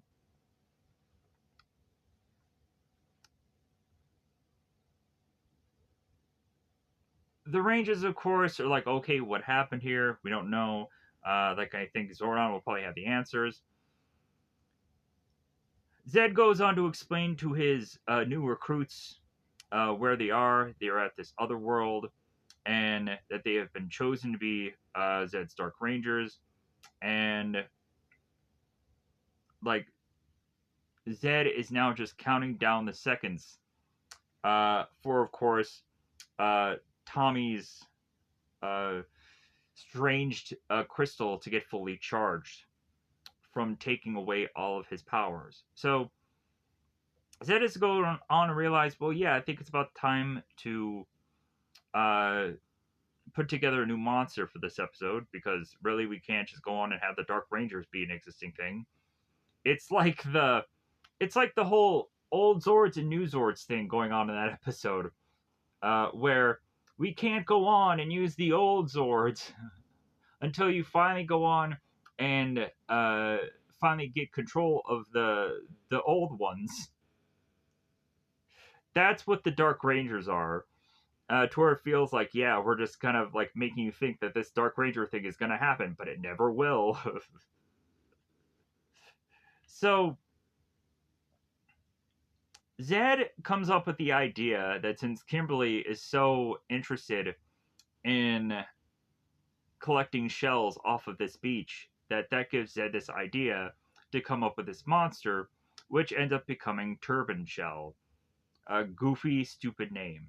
So all the Rangers make their way to the command center, and Tommy has to break the news that he's like, well, hey, I may just have one more fight left in me. Sure. Sure, Tommy. Whatever you want to just tell the Rangers and lie to them. Like you lied to me. We can obviously also say that he's going to become the White Ranger. Like he doesn't have one fight left in him. Come on. Just don't think that I don't know. Come on, that I haven't seen these episodes. He's going to become the White Ranger. He's going to go on and just do this for such a ridiculously long time. This guy has such a longevous shelf life until a certain. Yeah, maybe we don't want to bring that up. That's horrifying to just have to go on and just realize that, yeah, like, uh, mm, I'm not exactly the most sensitive to the subject to talk about, but it's true, sadly enough. R.I.P. Jason David Frank. R.I.P. So, uh, the Rangers are to go on and realize that again, the alarm is to go off, and bells and whistles are to sound the command center, to realize that they have to go on and face off against another monster that, of course, to be seemingly very strong, and that they're going to go on and need all the power that they can in their Zords to defeat this monster. I'm sure, whatever. So Here's also when Trini arrives. And then they're like, okay, now we have to come up with an actual plan because now Trini is here. So here's the annoying thing about Trini at some points. But otherwise, Trini is to really be a good character. So Trini then turns to Billy. It's like, is Zed at it again? Like, how many times have we probably had Trini go on to like, oh yeah, is Rita up to her old tricks? Is Zed at it again? Is whatever main villain going on and just wreaking some kind of havoc of some sort? That is like just Trini's just go to. And that eventually just kind of gets annoying over time. But Trini is, I feel, still a really good character, even though she still hasn't gotten any more episodes that are to really just be of anything to just remember her by. They have kind of forgotten that she has existed, like they have forgotten that Zach is to kind of exist, except for they give him this Curtis character to play off of. And then also, they will at some point remember that Jason is a thing, right? These characters are to leave the show. Why give them such good episodes if they're leaving? Because there's 6 Rangers in the god-forsaken show. Do something with them. It doesn't matter that they're leaving. Write good episodes. Maybe they would have stayed. Maybe they would have caved because they could have been like, but man, like I was thinking about leaving, but they gave me a really good story arc, and I was like, you know what? Like maybe I won't leave. Maybe I'll stay because I'm given really good material to work off of, and it's really rewarding. At least with that. No, I'll leave. Okay, well. Anyways, Tommy ends up turning to the team. It's like, I'm going with you guys. Of course he is. So Zordon ends up telling Tommy, it's like, well, only you, Tommy, can decide your destiny. And then also, maybe we should kind of keep you on the shelf, Tommy, because since your future version of you is to tell you that you're in a final battle, maybe we'll go on and we'll just destroy fate. we'll just mess with the future. We'll f with it. But then also, like, if a future version of Tommy is to appear, then he's to also appear at this certain specific time. Then, like, we obviously know that Tommy is going out in the field of battle to fight. That is a no-brainer. So,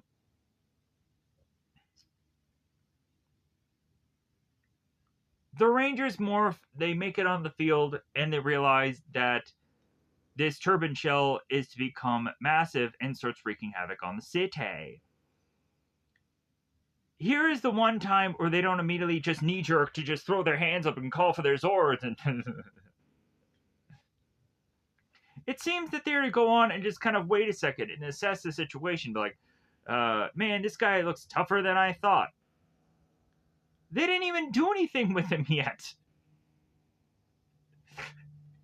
They didn't even touch gloves yet. They didn't even like. How can they have assessed this already? So they finally do go on and they call for the Zords. They get their hands up.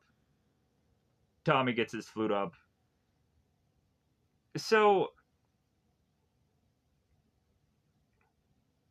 Turban Shell, it seems, is to have this ability, uh, to have this staff with the shell on the end of it, and he goes on and does this energy blast, and it really goes on and decimates the Zords, and we again don't know, or I think that the Thunder Megazord is just off on its own. And I think maybe the Dragon Zord. Oh yeah, the Dragon Zord does face off against Turban Shell. So this is Jew Ranger footage, but then also still the Thunder Sword is to be the Thunder Megazord is to be on its own, or the Mega Thunder Sword, whatever this title. This I like to say Thunder Megazord because it seems to be one smooth name, even though it's probably called Mega Thunder Zord. Whatever. So, uh,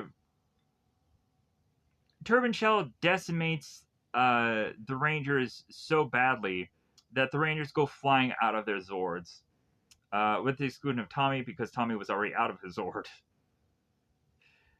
Man, we only get that one episode where Tommy actually goes into the cockpit of his actual Zord and actually mans it. But that I think is when his powers were so weak that like he just had to go inside the Zord and just do the battle that way. Because I think this was at a point where he dragon daggered the actual Zord, and the Zord wasn't responding, so he like jumps in to face off. So Tommy runs to his team, his fallen comrades, like, "Hey, are you guys all right?" So funny enough, like we have Turban Shell that goes on to state to the Rangers, like, "Well, it looks like you guys are already out of gas," and but he then leaves himself to be like, "Well, I'll be back to finish you off."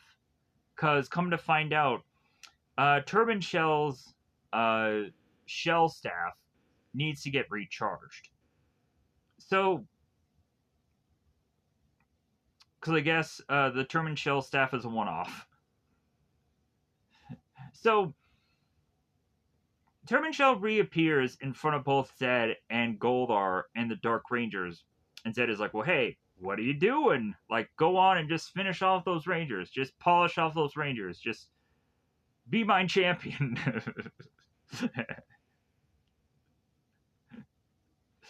And Turban Shell is like, "Well, I'm sorry, my lordship. Like I had to go on and I had to recharge my shell."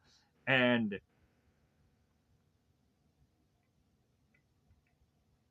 Lord Zed is like, "Well, hey, we'll just go back out there and just kind of finish them off.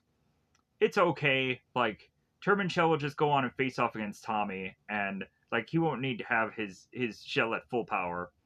So back at the back at this weird, estranged, wooden looking area, this park or someplace, Tommy is all of a sudden kneeling against this tree, and the Rangers are pressing on Tommy's shoulder, like, "Hey, you're all right, Tommy? You okay?" He's like, "All right, guys, I'm fine." And then Tommy all of a sudden appears. I'm assuming in the other dimension or the other world, and he is in this batch of weeds, and he is to all of a sudden realize that he is all alone. He's all by his lonesome. There's no one here beside me. My troubles have all gone. That's from a song that I don't quite remember exactly where it's from, but it's kind of funny to just thrust out every once in a while. So Tommy realizes that Turban Shell is to reappear in front of him, and the two of them are to seemingly try to have a match between the two of them. And here is where Tommy is to lose his power, and he is to then become civilian Tommy. But it's okay. He'll morph somewhere else down the road. Because he'll end up breaking the crystal, and somehow the crystal will give him, like, one last sliver of juice left to just be like, "Hey, man, like, I don't have all my powers back, but I guess I have a good enough amount of powers to just do something." So,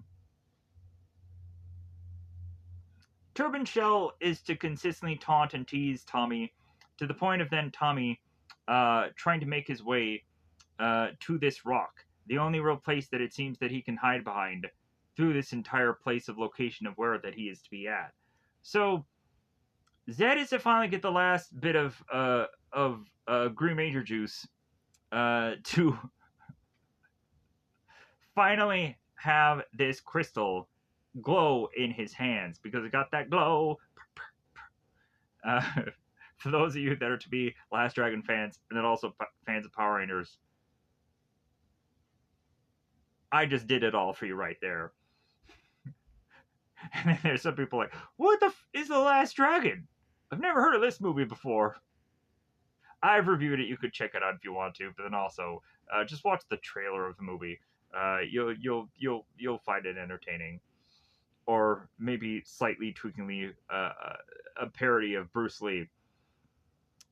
Anyways, so Zord is holding this crystal up high, like the rise of the Dark Rangers is coming. No, it never will. So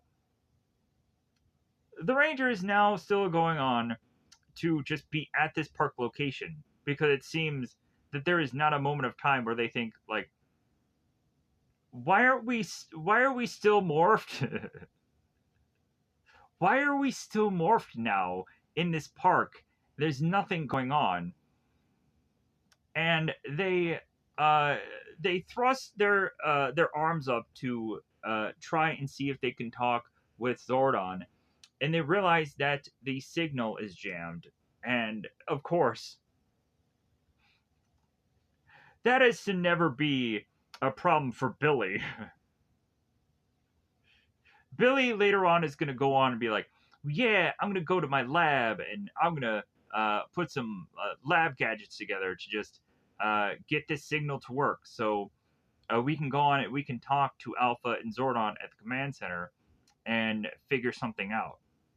But that won't be until quite a bit of time has passed in this two-parter. But instead, the Rangers all get zapped to the other world, facing off against Lord Zed and Goldar here. Facing off against them while they're stuck in this energy field. So, Zed is now have to go on and explain to another group of Rangers, like he explained to the Dark Rangers, hey, you guys are in this other world. Like, I'm afraid that your morphers and your communicators, they won't work. And also, there's no way that Zordon and Alpha are going to help you. Oh, well, that's too bad because it seems that the command center has gone on to have its own energy field wrapped around it. And Alpha and Zordon are going to have to try and figure out how to be able to break free from this energy field, because at some point Alpha will go on and tell us that the energy field that is wrapped around the command center is starting to condense and compress and is going to crush the command center unless they do something. So,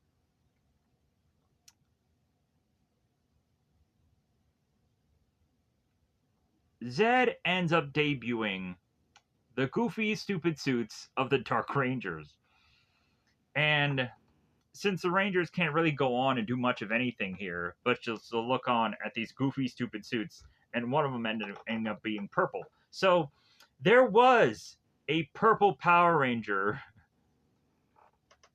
or a purple Ranger, let's just say, before anyone else ended up getting to be a Purple Ranger on this show. So for those of you that are going on to have complained about how long we had to wait for a Purple Ranger to be on this show, we had one. We had one.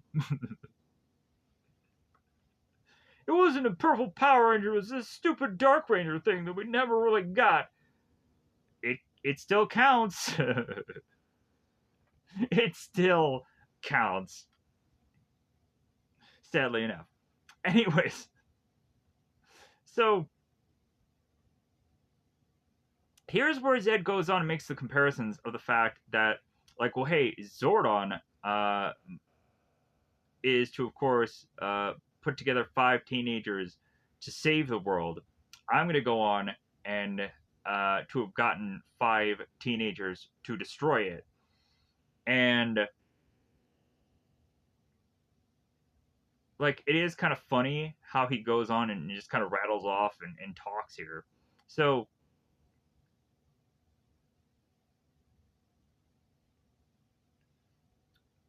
the next thing we have on this episode is I'm trying to see if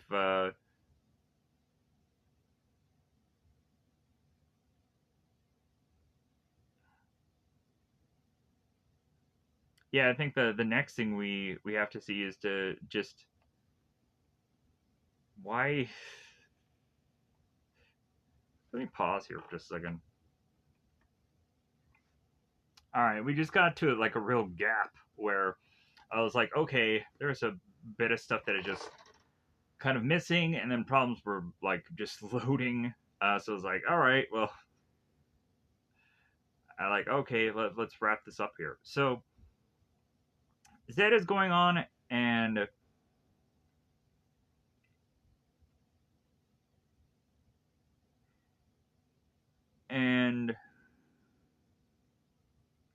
to talk about how the Rangers will go on and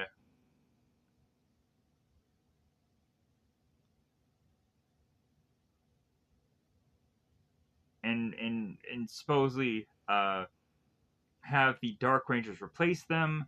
That uh, Kimberly ends up asking for Tommy, and Zed is to go on and tell Kimberly that he is to be uh, in some part of the other world, and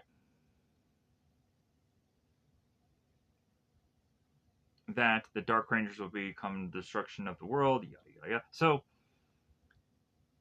Turban Show goes on to continue to find that there is only one rock that Tommy is hiding behind, and it's inevitable that Turban Shell will find Tommy, and Tommy is like, "Oh, I'm so sad. Like, I'm gonna hide behind this rock," and to be continues happened. So, Green No More Part Two. So, finally, as the monster is to ever get so close to this rock, realizing that Tommy is hiding behind it, because all there is left is just weeds and what have you of grain.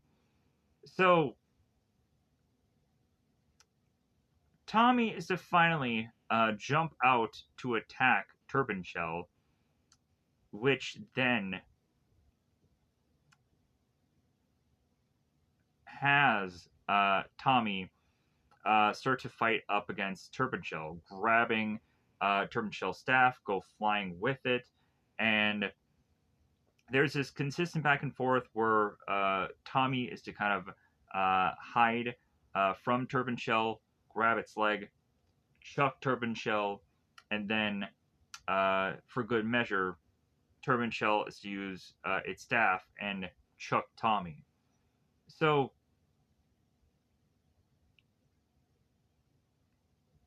making us realize that there is no rest for the doomed. Come to find out, uh, in later episodes with the whole Green Candle, Missing Green episode,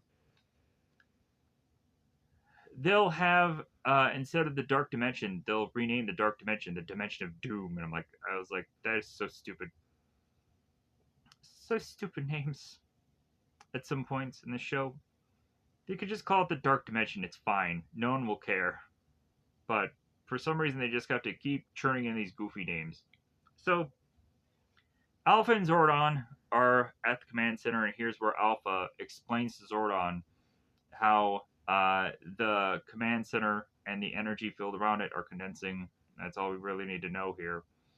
Because there's nothing else that both Alpha and Zordon can do. They're trying to contact the Rangers. They're, of course, cut off. Yada, yada, yada. So, Zed talks to the Rangers, and also at one point, the Power Rangers try to convince the Dark Rangers not to continue to join with Zed, and the Dark Rangers tell the Rangers like, no, no, no, no, like, Zed said that he would be loyal to us, like he's not going to turn on us, da da da da da. So Zed is to make the stupid decision to just be like, you know what? Like, I have the Rangers all stuck in this energy field, but you know what? Like, I'm just gonna let them roam free because there's nothing in the world that they can go on and do at this point to stop me. So I'm just gonna let them just go back to the world and see that it is getting destroyed by Turban Shell because he assumes that there's nothing that the Rangers are going to do to reverse any of this. It's so Zed teleports the Rangers off. As soon as they land in this park, they still realize that there's no way for the Rangers to be able to use their communicators to talk to Zordon. So Billy's like, well, hey, I think I have something in my lab to be able to talk with Zordon and Alpha because, of course, the communicators are still jammed. So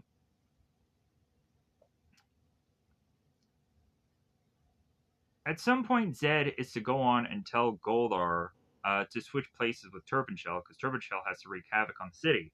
So Goldar appears to face off against Tommy as Turban Shell is to destroy the city. And now Goldar and Tommy, a very iconic scene here, are to face off against one another. And Tommy is to also be shown his greatest hits, his best achievements. And that all of that is all long gone now. Remember, Green Ranger, when you were in the Dragon Zord and and you did this and you did that. Oh, remember when you were the Green Ranger and you defeated these people and that and so on and so forth. Yeah, so Tommy is going on and watching this somehow and just feeling sad, just feeling defeated, just being like, oh, like my best days are all behind me. And so Zach, Trini, and Billy are both going on and are trying to figure out how to talk to Alpha.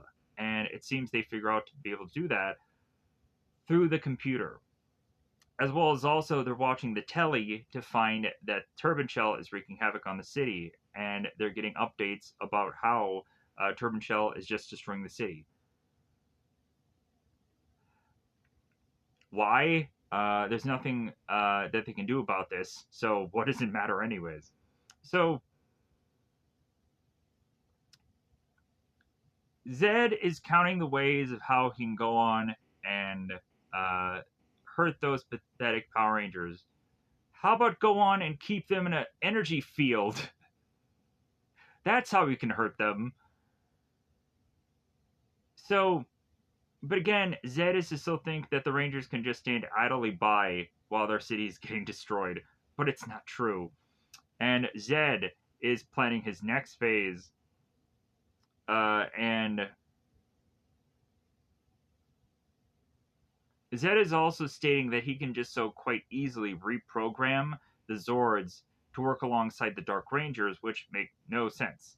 How is it that all of a sudden Zed is to be able to uh like commandeer the Zords? Like I guess technically he did it in the Piranha Head episode, but still, like I guess Lord Zed can do more than we thought. So again, back at Billy's lab, the Rangers are still watching the news as Tommy is to finally submit to Goldar, and Goldar is wanting Tommy to say that uh, that Goldar is Tommy's superior, and Goldar turns to Tommy. It's like, say it, and Tommy tells Goldar, like, Goldar, you are out of your mind, and then he goes flying Superman style, pa, and Tommy does a little 1-2, pa pa. So Tommy, all by himself, without a lick of of power coin, goes on to start taking out Goldar, and this is Goldar with wings. So it's a completely different Goldar. Also, Goldar has a time device in hand. We don't know why Goldar has this time device, but he just has it. It makes no sense why holding said thing, but Tommy is to, of course, get this out of Goldar's hand. And then, of course, after Tommy takes down Goldar, he then is to use this time device and speak to his future self. And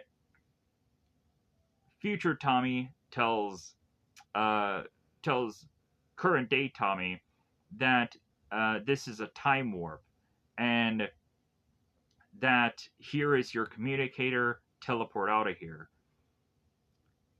Honestly, Tommy goes on to fight against Goldar and knocks Goldar's sword flying away. Didn't Tommy learn anything from past episodes to realize that he could take Goldar's sword and bring it to the ground and then get out of there? Maybe we've gone that well far too many times already. Like, why does Tommy need future Tommy to give him a communicator to teleport out of there? As well as also, uh, there's so many problems probably with this that people could probably have about the whole teleporting out of this dimension world thing, but what have you. So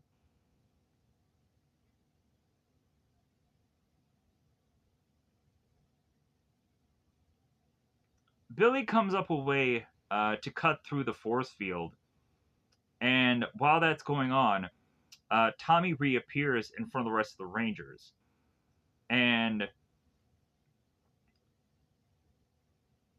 Tommy hugs them. He's like, "Hey guys, I got a lot to fill you in on, but like, yeah, we need to go and talk to Alpha now because Alpha's on screen."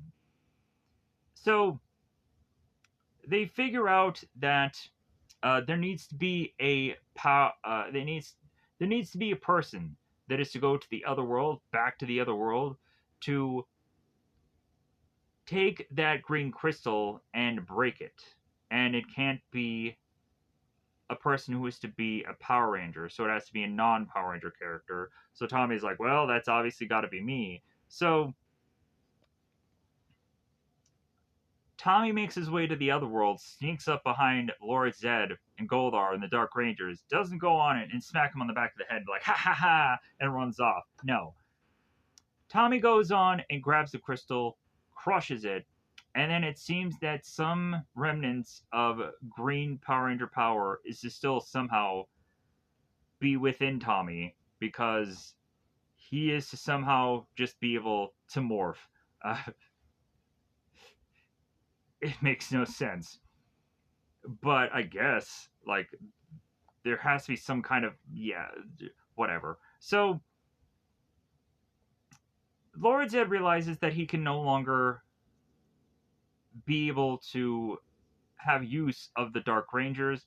The Dark Rangers go back to their normal human selves, and eventually Zed will teleport them away to forget what all had happened, and they will go on to meet up with the Power Rangers and shake hands, become friends, as Jason is to go on and pay for their sodas at the youth center. So as Tommy makes his way back to the Rangers and say like, well, yeah, like it feels like after I crushed that crystal, like I still feel I can handle one more fight. So the Rangers all morph. They face off against the Turban Shell. So here's the goofy thing. So we see in the scene like all these Rangers start to flip in, and Tommy is one of them. And then we cue all the Rangers standing there, and Tommy is not there. So I got really confused. So the Rangers all start to call for their Zords, and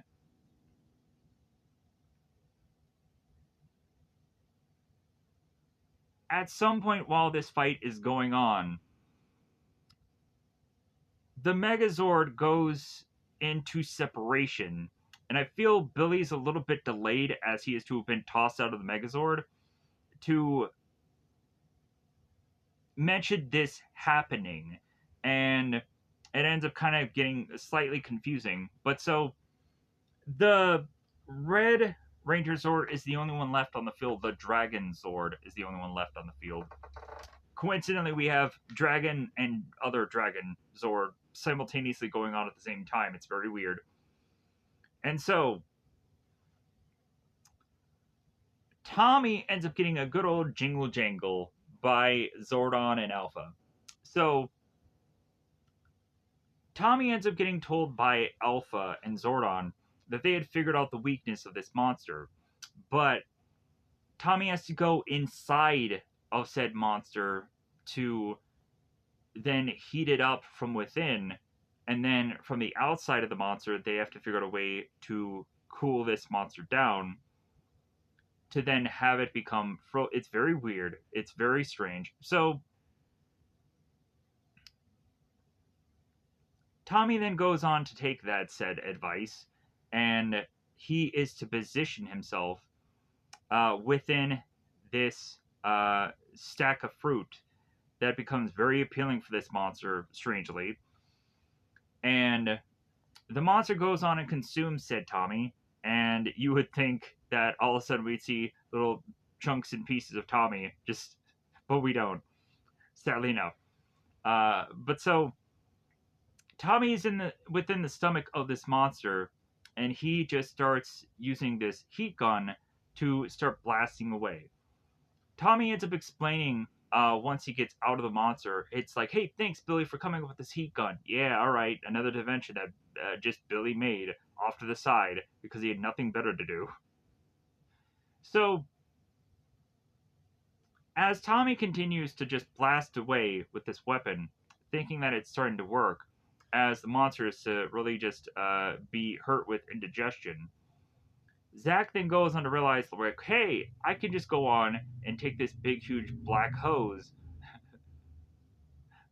that black hose, and I can go on and spray this 100-foot monster down with this hose. Does that make logical sense to anybody? How is this hose gonna go on and reach this 100-foot monster? Also, why is it that this hose is to freeze the monster? It's not like any kind of actual uh God, what is the word? It's not cryo water.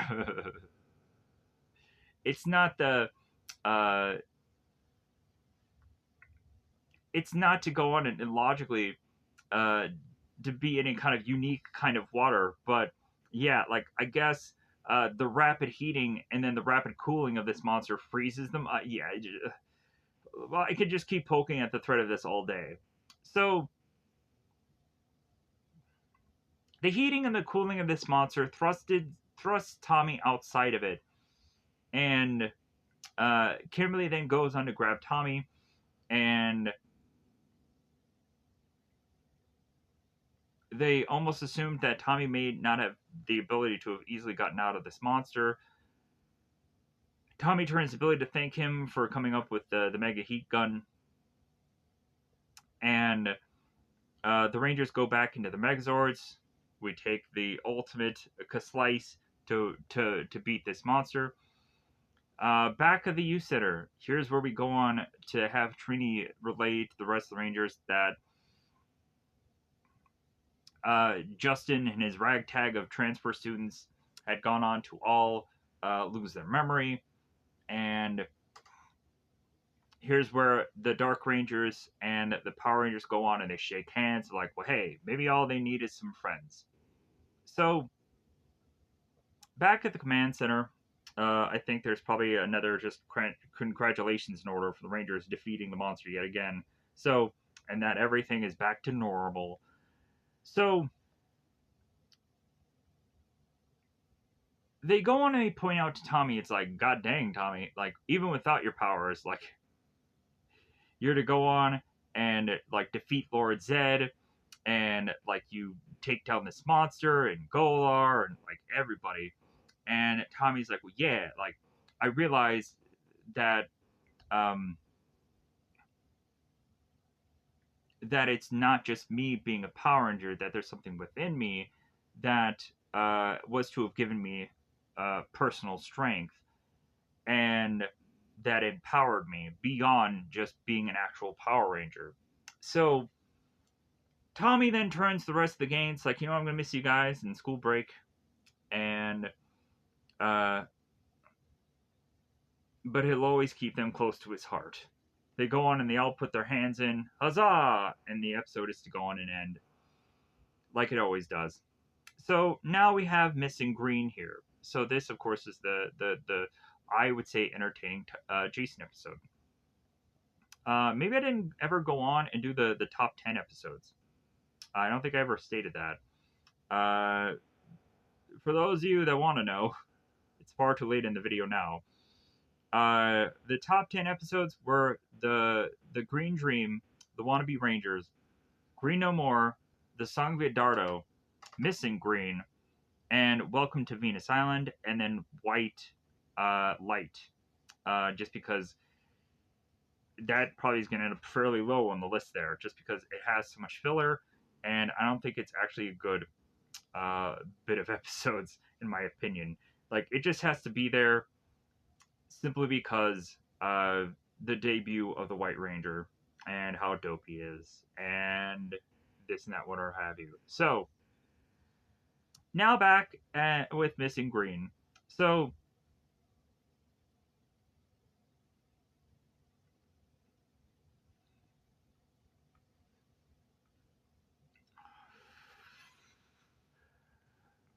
let me take a second here. Okay, so Missing Green starts out with Jason. He's in the youth center, and he's consistently looking at this dummy, and he's supposed to kick it at a very specific area. And what is the point of this exercise? I don't know. It'll never go on and have any weight later on in the episode because it won't. Because all Jason will go on and do is he will have this karate tournament, and the karate tournament will have nothing to do with what he used to do in the very beginning of this episode, because all he is to go on and actually just do is just his floor routine, and he immediately just wins his trophy. That's all he freaking does in this episode. So, but Jason is to just have this confliction with being able to just kick this dummy consistently. He tries it, miserably fails, and then Zach is to turn to Jason like, what's wrong? Like, why can't you just kick this thing? And Jason is like, well, I'm just so distracted. I'm just thinking about Tommy and that I failed to get the green candle for him, and that's why he lost his powers. If I wouldn't have gone on and gotten the green candle, I'm like, yeah, this is perfect. Like, this finally to bring up that Jason is to have been so haunted by the fact that he did not do this, and there's so many ways in which that he could have, but he tried none of them. They just escaped. And Zach brings up the fact, he's like, well, yeah, I was with you. Like, so we didn't get the candle. So what? Like, but you could just tell that this is just haunting Jason. And I'm like, well, maybe that whole thing that is just kind of ever so eluded him, maybe that is the reason why Jason is to have, via season 1 to then season 2, become a better leader. Because maybe he is to think in his own mind, well, if maybe I had become a better leader, maybe I wouldn't have gone on, or maybe if I had been a better ranger and better leader and just overall just better character for the show, maybe I would have gone on and not to have not have gotten that green candle in the past. So so Jason tries to go on and kick the dummy, and he's seeing the ghost of Tommy in front of him, and he just can't. So Zed is to realize that Jason is to have this problem. So you would think that it would have some kind of effect on Jason throughout the rest of the episode, that he can't go on and throw a kick or a punch or anything through the rest of the episode. He just can't like bring himself to fight anymore. And that could just be an interesting thing for just Jason to just kind of have that problem. But so Lord Zed is to go on and realize that the Red Ranger is to feel guilty and use it to his benefit. And so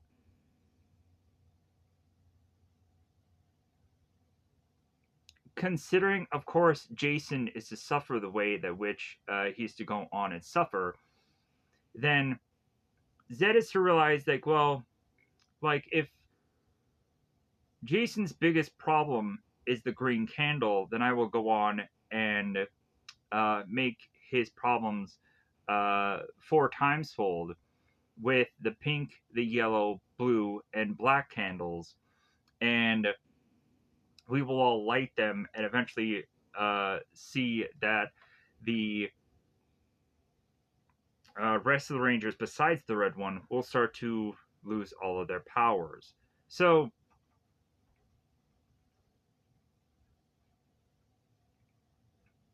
at the youth center, uh, Kimberly, Billy, and Zach are all talking together, and they're worried about Jason.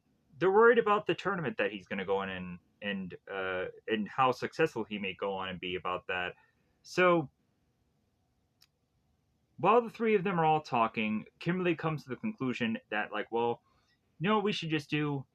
We should just find Tommy, bring him here, and we should really just have like Tommy and Jason just kind of talk it out to just kind of see if that'll get Jason in just better spirits to, or maybe also like Tommy just cheering Jason on will be the one thing that Jason just needs to just kind of get through this funk.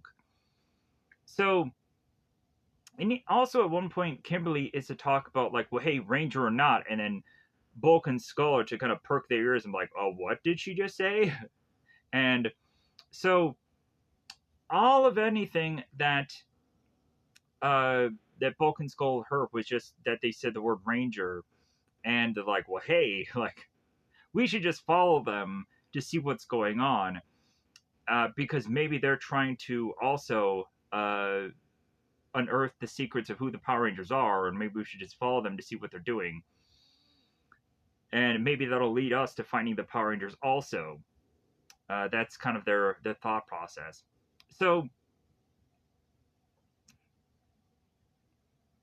Kimberly is to go on and realize that Tommy is at his uncle's cabin. It seems that Tommy from time to time is to go to his uncle's cabin when uh like he just needs a some time away, and that then has us realize also, where is Trini? Is she back with her grandmama? Where is Trini here? She is not with these three people. She's not with Jason, but also Jason's not here. So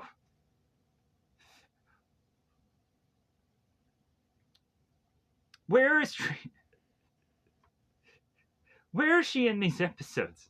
Oh, she's in the car. Well, well then just all that kind of nonsense just is faded away. But still, so speaking of which, so the Rangers all get in this car. They go into this road trip, and both Bulk and Skull are following them in this taxi cab, which makes no sense. But then we find out that Bulk and Skull have like to write this off as like, okay, well, it seems that Bulk has this relative who is to have this taxi cab, and they just have to just have the meter running, and uh, and they of course can use this taxi cab. So the Rangers stop for a bit to try to figure out where uh, Tommy's uncle's cabin is. And Zed thinks that this is a perfect time to unleash Goldar out to the Rangers to try and capture them all, to have them be stuck in the goofy dimension that is to be not called the Dark Dimension, but it looks like the same freaking thing. But they end up stating what the name is: the Dimension of Doom. Oh no, not your doom! Don't answer your don't answer the door to your doom. Who answers the door to their doom?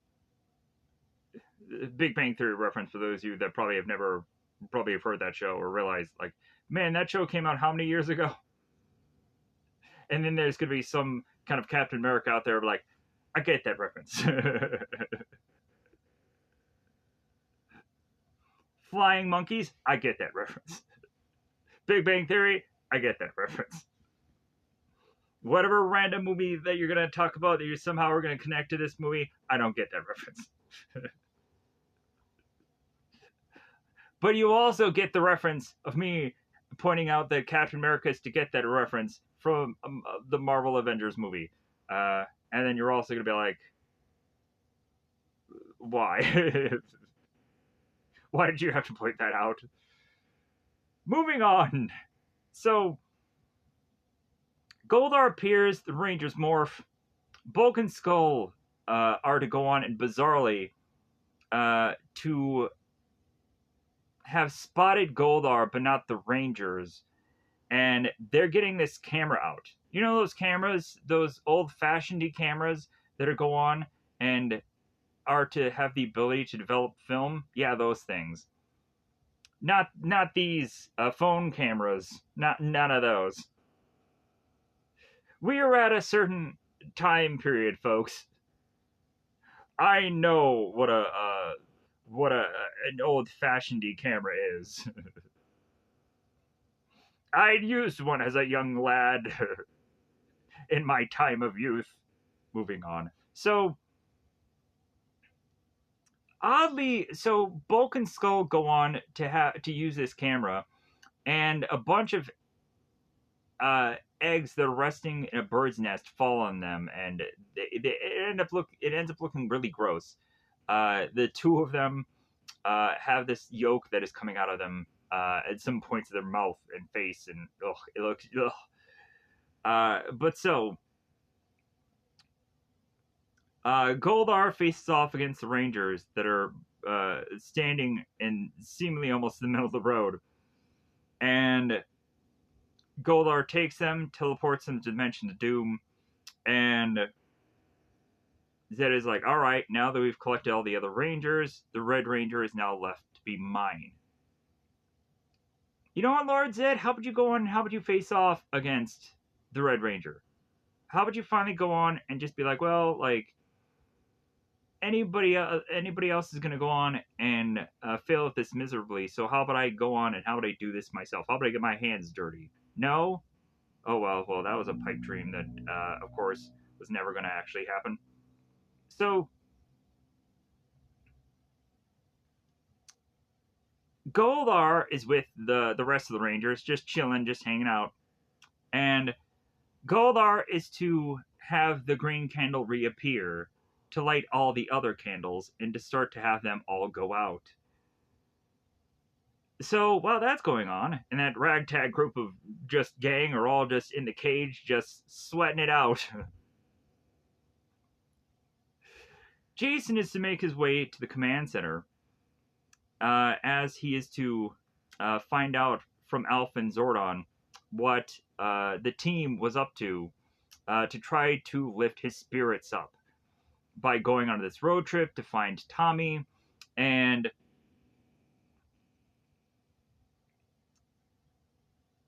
Jason is to go on and really start to just show a lot of emotion here. And like, I like what they do with this character in this specific scene, because of course this is a good Jason episode. I'm just saying. It's just a good Jason episode, finally. It's one of those where we finally actually got a good Jason episode. I finally have to admit that there's a good, you know. Anyways, so they go on and they explain, yeah, like we know that you're going and doing that golden pipe karate tournament, Jason, laying some pipe. uh, but anyways, but yeah, your friends had tried to go and get Tommy for you, so you can kind of work through what you're working through. And Jason is like, well, yeah, like, uh, Zordon, I won't be able to get that trophy unless I have my friends there to share it with me. And I'm like, man, that's really kind of cool. Like Jason is like, yeah, I'm definitely not going to go to this tournament until my friends are back safe. And it's like, yeah, god dang, that's some pretty good lines there. So, but the more and more also like Jason is to start uh, to turn alpha and turn to Zordon like, well, hey, where are my friends? Like, we need to try and find them. So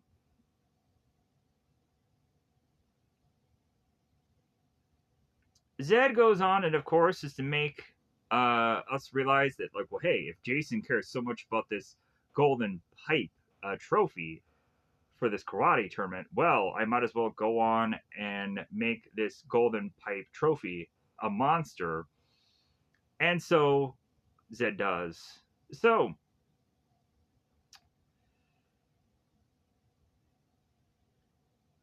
Zed is to go on and state that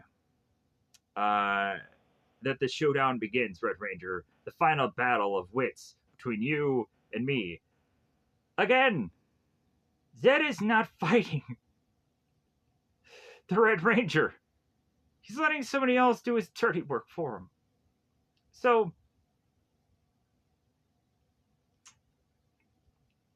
Jason is to be alerted via the viewing globe that the Golden Pipe monster, or the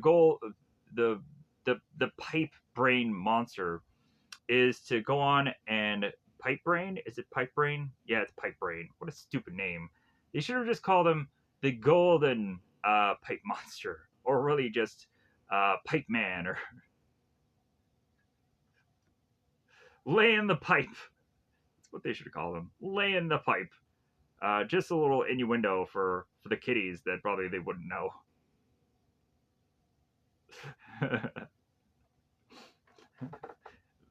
you could call him just Lay in the Pipe for short. It's cool. Anyways, so Jason on the viewing globe is to watch this monster, and of course he must be stopped. So Jason ends up trying to sort out in Alpha. It's like, but my friends, I need my friends, and of course Jason turns to Alpha. It's like, where are they, Alpha? And Zordon is to explain to Jason, it's like, well, the other Rangers are held prisoner, Jason. Like, Goldar is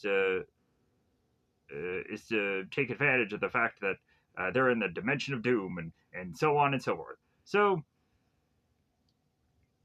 at the viewing globe, we finally do go on and find this other dimension of doom, and that the Rangers are being held prison in this dimension, and the candles are to be lit, and that once the candles do go on and distinguish, that'll lose all the Power Rangers powers. At this point now, Jason is to be just so distraught and so upset that now Zordon is to be forced to just have Jason just like control your emotions, Jason. Come on, like get it together. So, uh,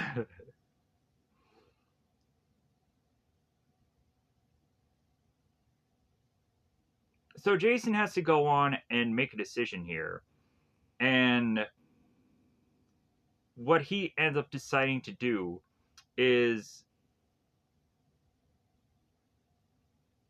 to get into battle, and because he realizes that he has to go on and defeat the pipe brain monster, so that's what he's going to go ahead and do. So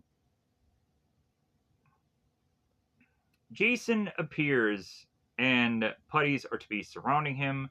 So it's kind of interesting how like Jason has the ability to take out all these putties by himself, and then Zed ends up taking his Zed potion, chucking it, and making the monster gigantic. So now we have a showdown between the golden brain monster, or the pipe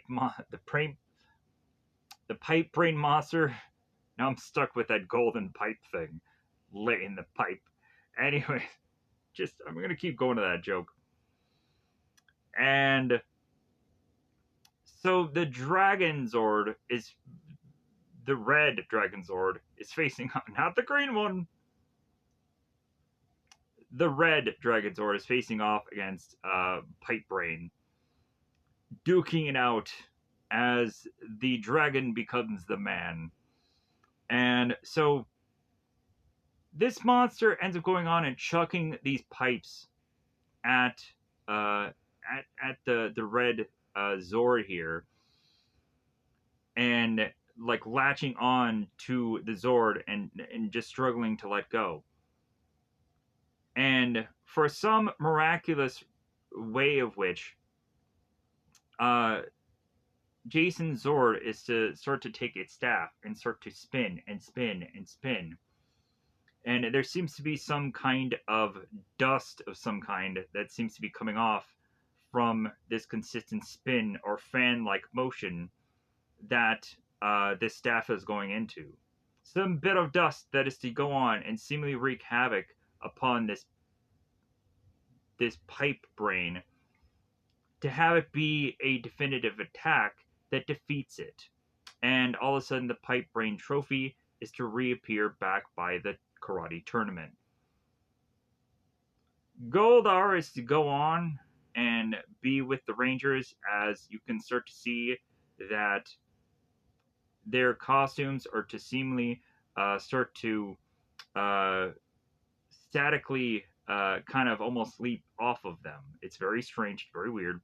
So Jason appears to put the boots to Goldar, and then Jason, it seems, has a bit of a plan where he is to go on and take all the power coins away from the Rangers, and then take his own power coin to reinstall all of the candles to their former glory, to then go on to uh, re energize the Rangers here. So, one by one, the Rangers start to leave and start to get out of this dimension. And Goldar tries to grab Jason and tries to stop him here. And I'm like, yeah, there should be one last showdown between both Jason and between both Goldar, because again, this is to remind us of the green candle here, and how Jason and Goldar had that showdown between one another, where Jason took a million years to just kind of hide into the fog underneath him. And he was just down on the ground, was like, I hope Goldar doesn't spot me. And then he would just do these like flips and things to just kind of duck away from Goldar, just giving us a good reminder of all of that. So the rest of the Rangers make their way to the command center as they're realizing, like, well, hey, what happened to Jason? So Zordon is to go on and tell the Rangers, like, well, hey, like, Jason stayed behind to ensure your safety, and then shortly thereafter, Jason is to appear. So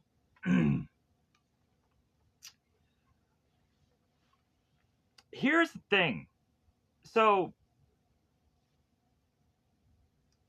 Zordon within these episodes are to go on and say that Jason is the formidable leader, is the best leader, is the awesome, super delish leader, but I guess he's not quite good enough.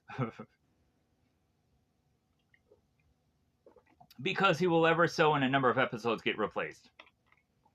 It makes no sense to me. In all honesty, if you are to realize that Jason is to be a really good leader, then why replace him with Tommy. But then again, also,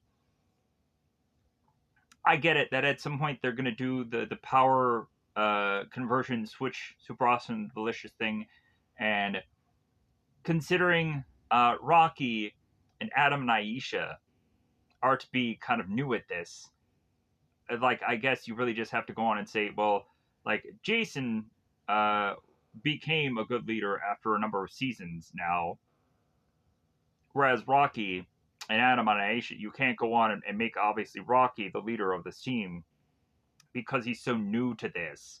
But then again, also like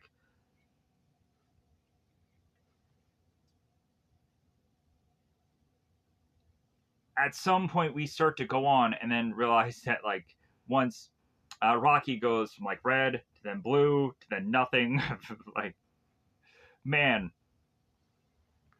Rocky got the short end of the stick.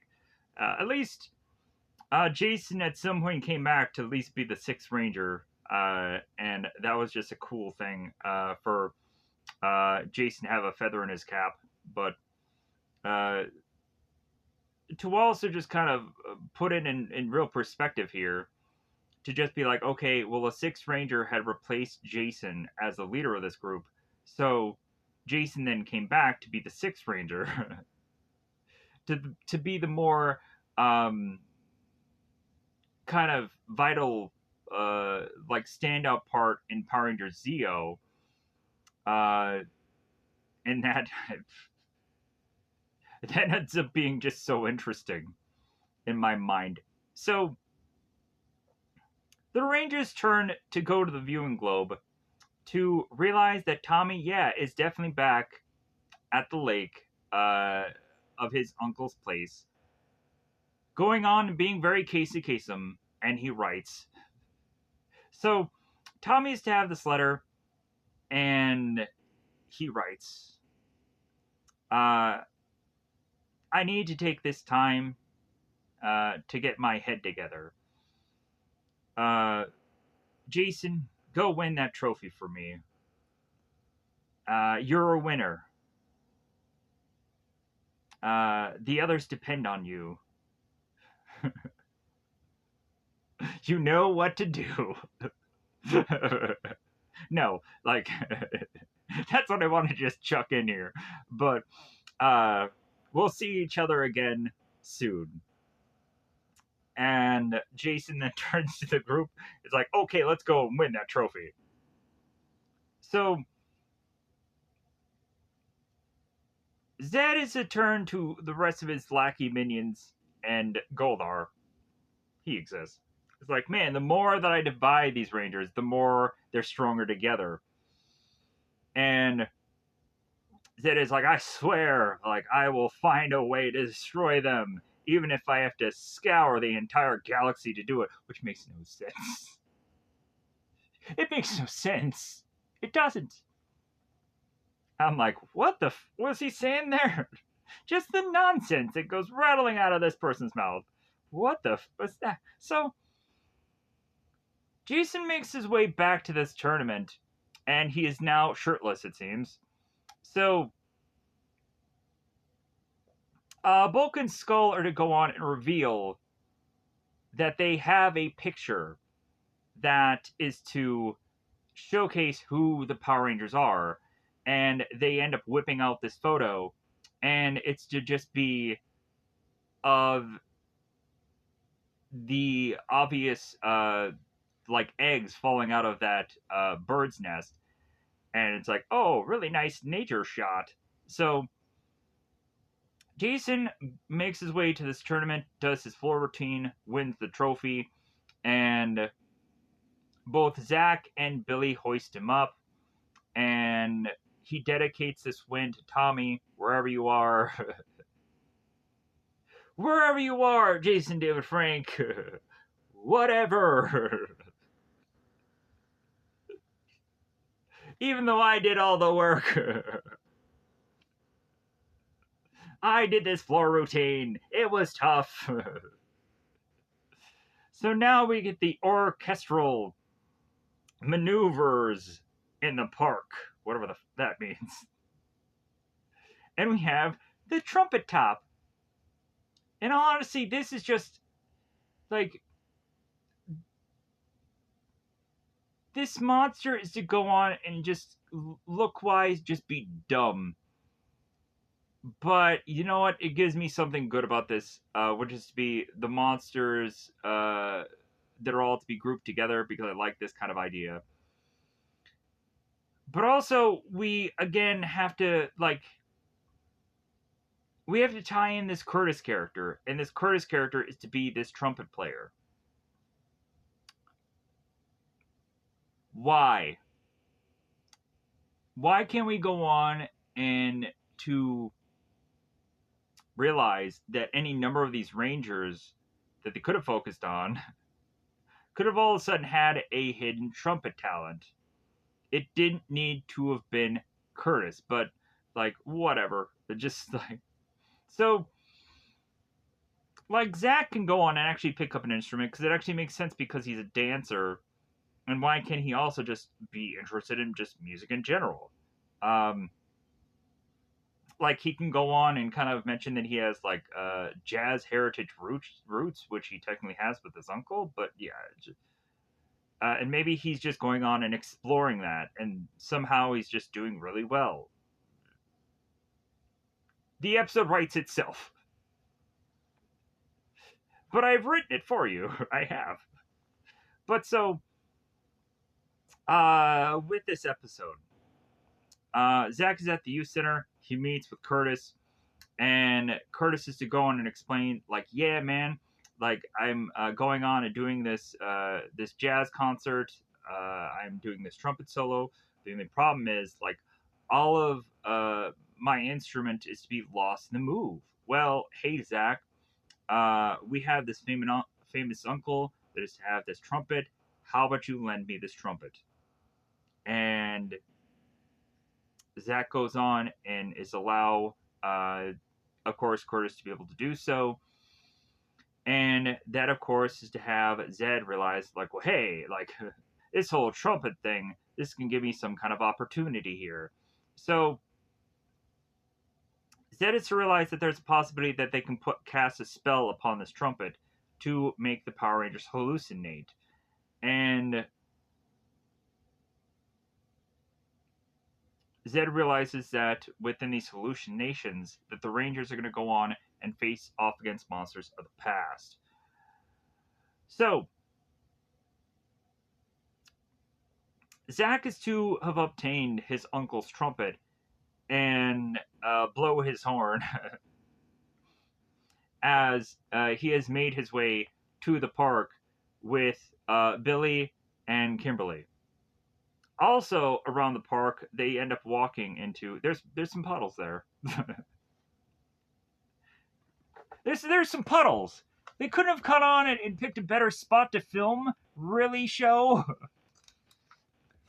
You had to have the Rangers walk into a scene that has puddles. Really, show? Come on. Like, really. So, uh, here's where Bulk and Sewell come in, and they bizarrely have this well, or this wheel well, this barrel, this wheelbarrow. That's what I wanted to say. Wheelbarrow. That's what I was trying to figure out how to say here. Come to find out, the Vulcan Skulls have a brand new plan that they were to find a place that the Power Rangers had fought in the past, and they were going to go on and take these footprints to then match them Cinderella style to whoever was to actually be the Power Rangers. So that kind of seems like a reasonable plan, but also when you really think about it, what if all of the Power Rangers had very common shoe sizes? And reasonably, anybody in the Brother could go on and technically be a Power Ranger then. But I guess they figured that they could probably narrow it down somehow. Uh, but they say that it's a foolproof plan. I guess they really didn't think that through. and eventually it won't quite work out because by the end of the episode they'll have this concrete slab, and uh, in the youth center they'll go on and play this music for everyone to go on and dance to, and both Bulk and Skull will accidentally break the bit of concrete, and it'll be a waste of their time. So Zed goes on and explains that uh, the Power Rangers' defeat is only a trumpet sound away, and so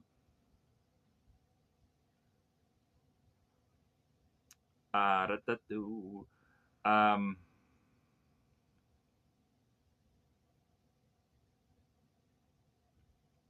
Zed ends up going on and turning to his putties like, all right, putties, like, get out there, like, do your thing, because the putties have to go out there to put the magic spell on the trumpet.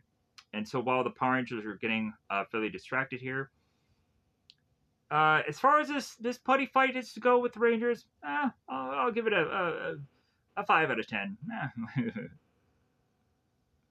I'll maybe say something about it on Yelp. So after this punch and kick is to all to be said and done here,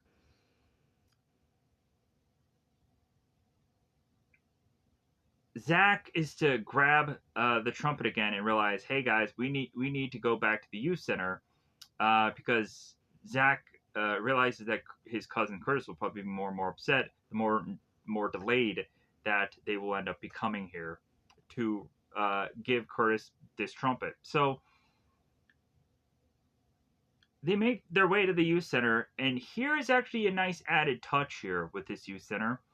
On the actual like part of the opening of this youth center, they had the words jazz concert today. So I'm like, all right. So they're actually putting the extra effort into this. So they make their way into the youth center, and Curtis is talking to both Trini and Jason, and kind of worried that Zach isn't to quite have the trumpet here yet. And they're like, well, hey, he'll be here. He'll be here. It's fine. So Bulk and Skull have made their way to the spot that the Power Rangers had formerly fought, and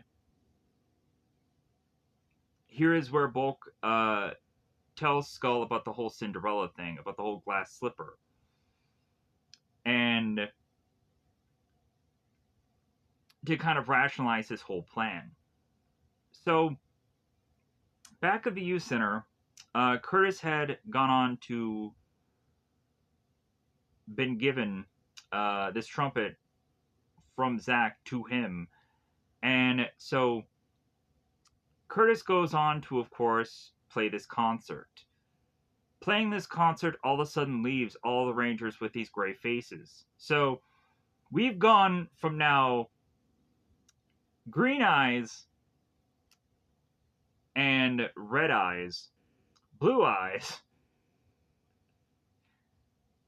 to now gray faces. We've almost done it all in this show. Let me know if there's any other combinations of colors that I've kind of missed out on here, because I'm sure I have. So let's move on here. So Zed is so pleased that the putties actually finally did one thing right, and now it's time to unleash the new monster out in the world to complete his devious spell. So, after the jazz concert, the Rangers are to make their way to Curtis to really just be like, hey man, like, you're really good at doing this whole trumpet thing, you know? You were jamming, you were slamming, you were this, you were that, blah, blah, blah, blah, blah, blah. So, Curtis thanks Zach for lending him this trumpet as all of a sudden the putty appears to grab the trumpet and then leaves. Curtis and Zach turn to realize that the trumpet's now gone. It's like, oh wow, where did the trumpet go? And Zach is like, oh, my parents are going to be so mad at me. The putty then appears and drops the trumpet onto the ground and then leaves. So Zed goes on and puts his staff into swing to have the trumpet top monster appear. So Skull goes down a hill with this wheelbarrow, or yeah, wheelbarrow, if I could say the words, and splooshes Bulk with some concrete upon his face, and maybe a little bit splooshin in his mouth. Maybe a little splooshin everywhere. Who knows? Give a hoot and don't sploosh. You know what I'm saying? So the Rangers are to turn to one another, and then also Zach can say, "Well, I'm sure that trumpet will turn up someday." And so the trumpet top is to one by one start to magically appear these former monsters, and we of course have the beam monster from the past, uh, who of course I don't know the name of, heaven forbid, offhand. A Grumblebee, uh, Saliguana, which of course is to be that episode uh, where the Saliguana ends up having the dragon breath, and both Zach and Billy figure out a way to defeat that monster. The Flying Flea, which of course is the Jason episode, where Jason goes on to have that dog, and it ends up being one of the more worst Jason episodes for how very few there are. Suckadillo. I think that ends up being the stupid soccer episode. Rhino Blaster. Don't remember that at all. Mantis. That was the Trini episode. Stag Beetle. That happened fairly recently. Oh yeah, that's the episode where the Rangers are doing that stupid floor hockey episode. That was just so dumb. And then we have the Slippery Shark, the best of all of these monsters, I feel. And I don't remember the Grumbly Beetle whatsoever. I don't remember what episode that's in. In my mind, I always think that, and it'll never end, that I always think that this monster appears at some point later in the show. Go on and tell me what exact episode the Grumble Beetle is to actually be on, because I probably still won't remember. I still remember this Grumble Beetle. Or Grumble Bee episode. Oh, no, wait. I remember it now. This is the Grumble Beetle is to be the episode where Billy ends up getting the B on his test, and Billy's like, "Oh my god, I've never gotten a B in my life," and every bit of the episode ends up having them having B puns because that's a stupid cliche of thing. Yeah, I remember this now. And then the Grumble Bee, yeah, like I just don't remember the Rhino. Was the Rhino monster, was that to be the football one? Correct me in the comments below if you'd like. Uh, or not. It's like, there's so many freaking flippin' episodes, and then I have to remember all of these. I can't retain them all. But it's surprising how I used to go on and remember some of these, at least. Give me that. So,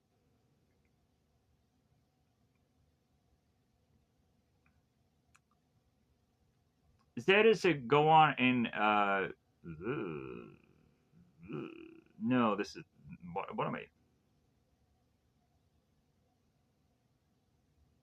I made a boo boo here. I made a mess up here. Uh, yeah, I realized that it didn't go on, and I didn't flip back to where all the monsters were. So the Grumble Bee appears, and so the Rangers decide to all morph. And then one by one at this beach, the monsters start to appear and start to circle around the Rangers. And one by one, the monsters are to start to go on and take them down. I think at one point I'd gone on to review this in my past, so there probably is going to be less details here than there was in that other video. So if you want to go on and get all the nitty gritty juicy details, uh, there is quite a bit of times where Zack is to be taken a licking between some of these monsters here, and like that's all I'm really gonna go on and go in depth about saying. Like the mantis, the rhino, the bee monster. It seems that they all are just honed in on Zack, trying to take him out here. We don't use any of the special attacks of any of these monsters here, which is kind of just really sad because we could have gone on and had a lot of fun with these monsters using their best attacks, but none of them really use any of them. And like whenever we go on to see that there's a bunch of monsters all combined together in an episode, none of them use any of their special attacks, which if they actually did, these monsters would wipe the floor with these rangers. They really would, but they just don't. So it's just like, why even have them here? Like, you could just easily have gone on to have a number of putties that are just to be, like, just in place here that just somehow just don't get defeated, and the Rangers could just be very baffled and very confused. Like, well, hey, wait a minute, I hit the Z, but they're not going away.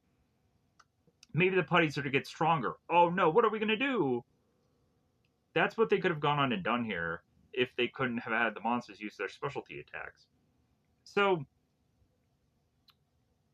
the Rangers try and circle around themselves to face off against these monsters. And this has both Zordon and Alpha realizing, like, okay, like,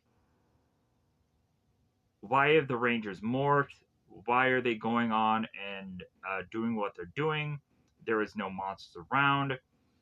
And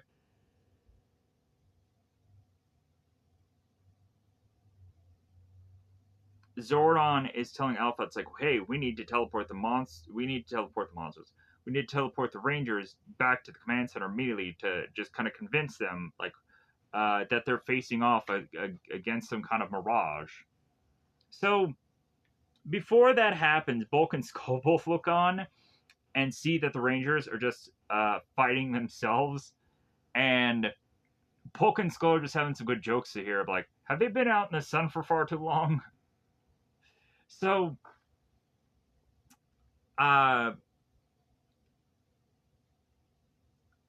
the Rangers teleport their way back to the command center, and Bulk's are like, hey man, let's go. Let's try to get these footprints. So Zordon has to explain to the Rangers that they were facing facades. They were not facing anything real. As Jason's like, well, hey, we need to go back there because all the Rangers or all the monsters are going to. I keep getting confused with monsters and Rangers. All the monsters are going to wreak havoc on the city if we don't do something. It's like, dude, you weren't fighting anything. So the Rangers have to be explained about this new monster. Of course, being created from the horn of Zack's uncle. Zack's uncle's horn. That's what I wanted to say. So,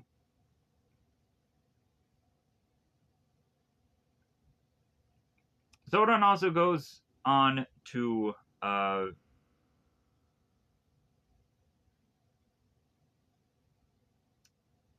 explain to the Rangers how that there's a possibility that they need to go on and have the ability to break the spell. They need to go on and return back to the park and destroy the trumpet top. So, I think after this point, I don't think we have the Rangers go on to see any other monster besides Trumpet Top after this. So it's like, okay, like, they're talking about breaking the spell here, but, like, they don't see any other monsters.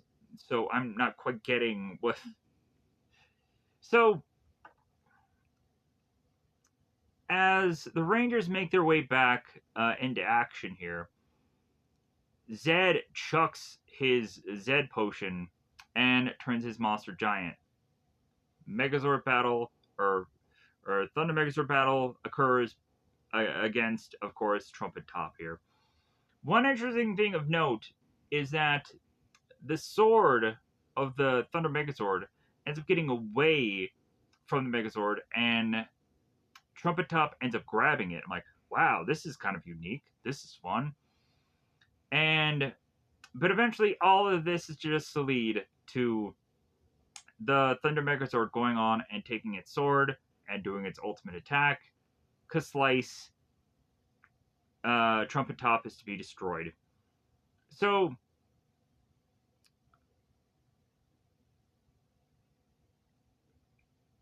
Zed, of course, is to be upset. Another plane crashed and burned back at the youth center. Curtis is to be so upset that he is to have lost this trumpet. And come to find out the trumpet is to reappear and to be given to Curtis. And Curtis is like, well, hey, how is it that this trumpet head kind of magically came back here? It's like, well, like a Power Ranger seemed to have found it. And like, this is good old Santa. Santa had given this to you as a Christmas gift. So Zach is to hand back Curtis his trumpet to just be like, hey man, like you're not in trouble anymore. We found the trumpet. And Bulk and Skull to go on and bring in the footprints, like, hey, everybody stop what they're doing. Like, let's see who is to kind of fit these footprints. And the footprint thing breaks. So they end up making a joke about going to pieces. The Rangers do, and we wrap up this episode.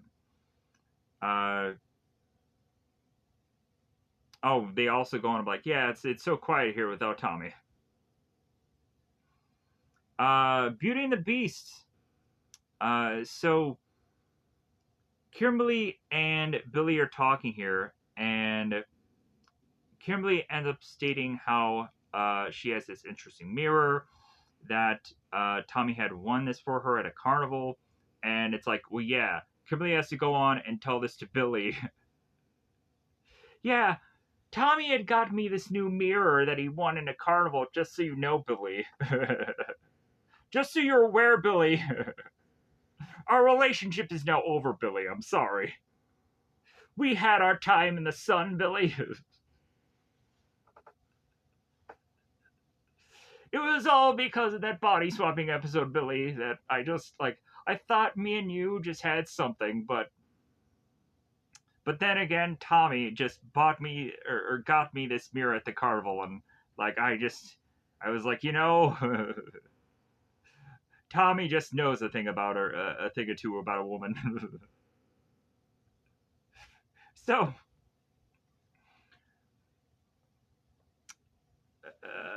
Zed is to go on and be just chatting it out with Golar to realize that, like, well, hey, with the Green Ranger, uh, like seemingly gone for now, like I think it's about time for Zed to realize that he needs to go on and move to uh, the Pink Ranger, and that she'll be next because they've gone on and focused so much so on the Pink Ranger in these episodes that it's like, well, like that's the obvious choice here. So, regardless of the show realizing that it needs to focus on Kimberly because who else are they going to focus on? Because most of the rest of the Rangers are going on to debate their pay. God dang it. So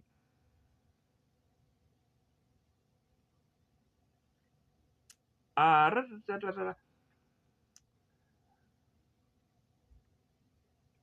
back with Kimberly. Kimberly is to, of course, be at the youth center, and she is to notice that there is a bit of newspaper that is talking about Madame Swampy. So she's like, maybe I should go on and check out this fortune teller to see what my fortune is of how me and my relationship with Tommy is going to go. Ooh, I should probably look into this. So And so much about this episode kind of reminds me of Two for One already. But anyways, so Bulk and Skull also make their way to the youth center to find this newspaper, and they realize like, hey, maybe Madame Swampy can tell us the identity of the Power Rangers. So Bulk and Skull make their way to Madame Swampy because Kimberly never does, and they realize, or they don't realize, that this Madame Swampy is going to want a bit of money for uh, her fortune telling, and Bulk and Skull seem to have nothing. They really just chuck a bunch of just random items in her tip jar and what have you. And so Madame Swampy then gives Bulk and Skull this paper that has this map supposedly on it, which leads them right back to the youth center. And Bulk and Skull to go on and be like, well, hey, why is it that this paper leads us back to the youth center? And Ernie's like, oh, you fell for Madame Swampy's trick of advertising because come to find out, uh, the youth center is putting together free muffins, but you have to buy a lunch. And so Bulk and Skull start to eat this muffin, and they're like, oh yeah, but you have to buy lunch. And then Bulk and Skull spit the muffins out, and then realize that they have to do dishes to afford these muffins. And so that becomes like a gag in the episode. So Zed goes on to then realize that he has to capture the Pink Ranger to be his new queen. So to turn her to the dark side, to have her get a taste of the power of evil, the deep dish action of power of taste of evil. So to finally usher in the defeat of Power Rangers, I'm sure. So Kimberly is to all be by her lonesome, and Goldar is to appear with putties to grab her, and Kimberly, of course, is a struggle away from Goldar, and so Goldar ends up chucking this dust onto Kimberly, and Kimberly ends up passing out. Goldar chucks Kimberly over his shoulder, and all of a sudden, Kimberly's bag is the only thing that's left with the mirror there. So Zed, remembering about Kimberly talking about this mirror, is to go on like, well, all right, like, well, I guess it's about time to come up with a new monster for this week, and let's use Kimberly's mirror. So Zach and Billy are both rollerblading, and they end up getting a call from Zordon. Uh, and also, Zordon will go on and tell Zach and Billy that they're also going to contact Trini here, because again, she's not here. So, but eventually she'll appear at the command center. I'm just like, good God, like, man, I can't wait for the episodes where you just have to see the back of the heads of Jason, Trini, and Zach through a number of episodes. I love that so much. That was the stupidest thing. And also come to find out, they did the exact same thing with Turbo with Tommy, because like Tommy just really could not have been bothered to be like really during the filming of Turbo to even be there. So they had to just have a body double of him, and he just had to be facing the Rangers and be like, yeah, like I'm not gonna be here. Like F this nonsense. Like this writing is just not good. So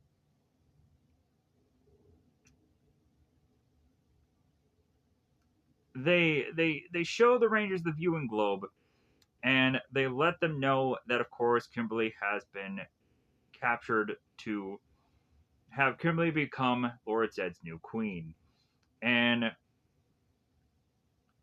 that Goldar has taken Kimberly to these caves. It's like, all right, Billy is like, well, hey, Zordon, what do you know about these caves? So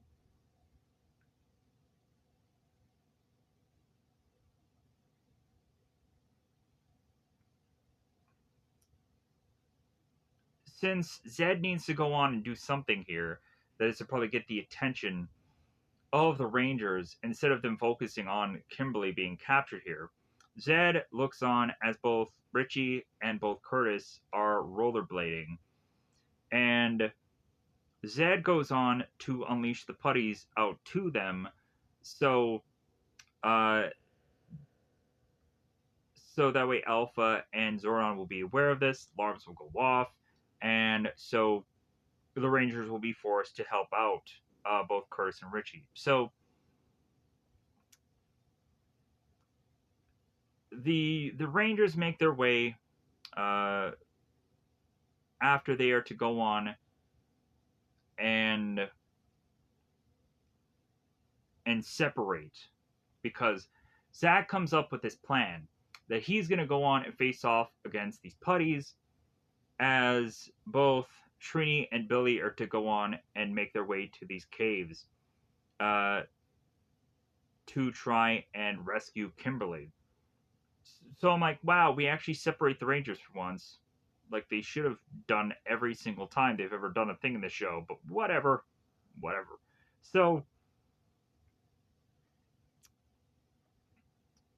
Zach goes on, takes out all the putties, and it seems that Richie is in the know of what these monsters actually are. It's like, oh yeah, they're the putties. Like, the news is to kind of cover them all the time, so that's how we know who they are. And so back with Kimberly, she is to have awakened on this throne, and Golar is to naturally assume that Kimberly is now under the spell to be this evil queen. And he is to go on and change her outfit and is to take away her communicator and her morpher. It's kind of in the bag off to the side uh, of this cave. So Rita is Rita. Kimberly is to do her best Rita impression here, and is to yell as basically loud as she effing can, and call the minions swines, and that they should kneel to her, and that she has a headache, and Goldar is like, maybe my spells work too well. So, as Trini and then Billy arrive to face off against Goldar and Squat and Babu, Kimberly then is to kind of knock off the charade and be like, I thought you guys would never come. And so Kimberly then turns to Goldar, like, will you lose? Uh, and all the Rangers start to run out of there. So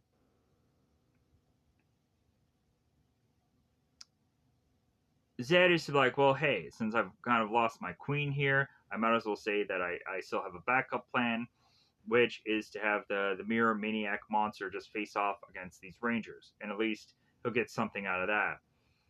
So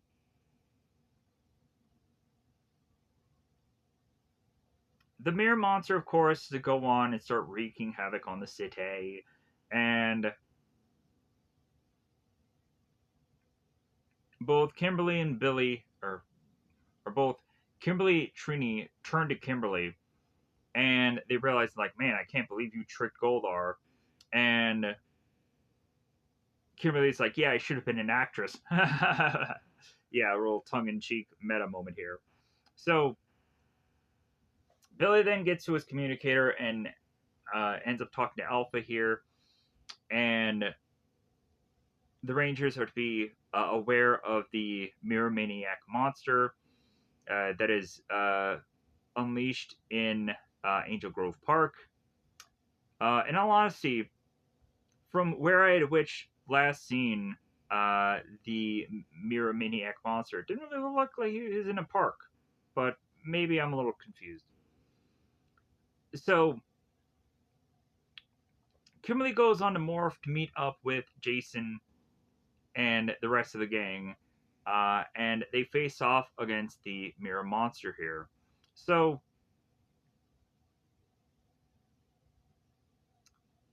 the Mirror Maniac monster goes on to have all these putties face off against the Rangers as the Mirror Maniac monsters to tell the putties, like, well, hey, you guys take them all out and capture them to bring them to me. So, in turn, we have Zed that takes his Zed potion, chucks it, and the Mirror Maniac monster turns big, and the mirror breaks. Makes no sense. So they call for all their Zords. Here is where we now have the Thunder Megazord that seem to at a lot of points be bizarrely uh, green is all of a sudden now looking fairly blue here. Maybe it's to just be a weird uh, like color correction thing problem or whatever. I don't know. I don't know why the chest piece here and the sides are blue. It's very weird. But I think I forgot about talking about that earlier. So, but yeah, in this episode, blue chest makes no sense. Maybe this is actually to be American footage that they kind of had to just fuse together. I don't know. I don't know why this looks this way. But Ultimate Attack comes in. Slice takes down the monster. We of course get Zed glowing with rage. Once again, you have snatched defeat out of the jaws of victory. It's kind of a good old fashioned quote from somewhere, I'm sure. People can let me know in the comments below. You and these fools are a disgrace. Next time, those Power Rangers will will not fare so well. Back at the youth center, somehow miraculously, Kimberly is to get her mirror back from Curtis, as Curtis had gone on to find it somewhere, and Kimberly is to thank Curtis for getting the mirror back. It's like, well, like anything for a pretty lady. So, uh,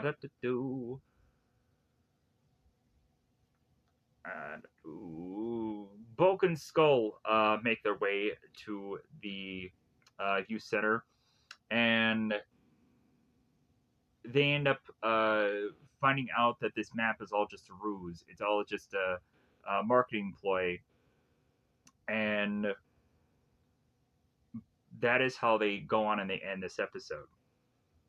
So now, White Light parts 1 and 2. Is this the very last episode? I don't think it is. Um,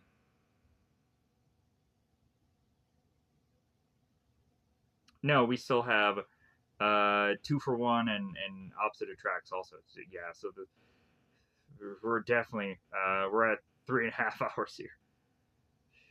Good God. If I can make these videos any longer, I shouldn't. So, we're now at White Light now. So, we're in the end game now. So, White Light has both Bulk and Skull at the youth center trying to get some sandwiches, and Bulk and Skull, as usual, are being fairly rude. And Kimberly ends up telling both Billy and Trini that that Tommy had sent her a letter stating that he should be home by the end of this week. He couldn't actually be on the show to let them know that he's going to be there because he had better things to do. So Kimberly wants to go on and possibly put together a surprise party for Tommy, realizing that since he is to make his way back home, that they should kind of do something for him, something special. So Zed is like, well, hey, if they're going to go on and have a surprise party, like maybe I should go on and join in on all this. Because, hey, I want to go on and I want to celebrate my fallen comrade, the Green Ranger. And I'll give them a surprise they'll wish that they could never forget. Young Tommy's final farewell. So,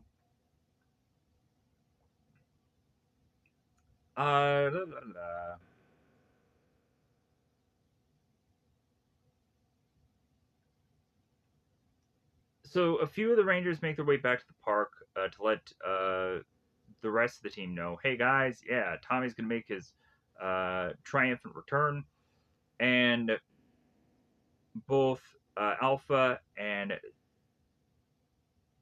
Zordon are to be powering down the the command center because they're of course going into the hidden chamber to create the White Ranger. So during this whole entire time, when the Power Rangers will go on and actually need both Zordon and Alpha, they won't be there because they're so focused on putting together this new Ranger that nothing else will really actually matter. So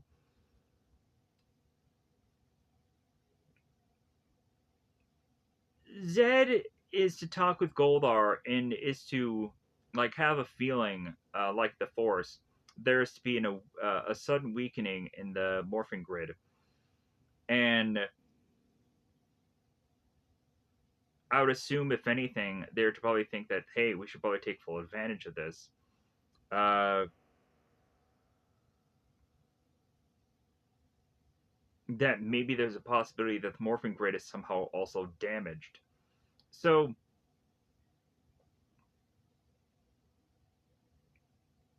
Zed's plan is to possibly try and to go on and retrieve the former Green Ranger, and he is to notice this statue to possibly be a monster to distract the Rangers. So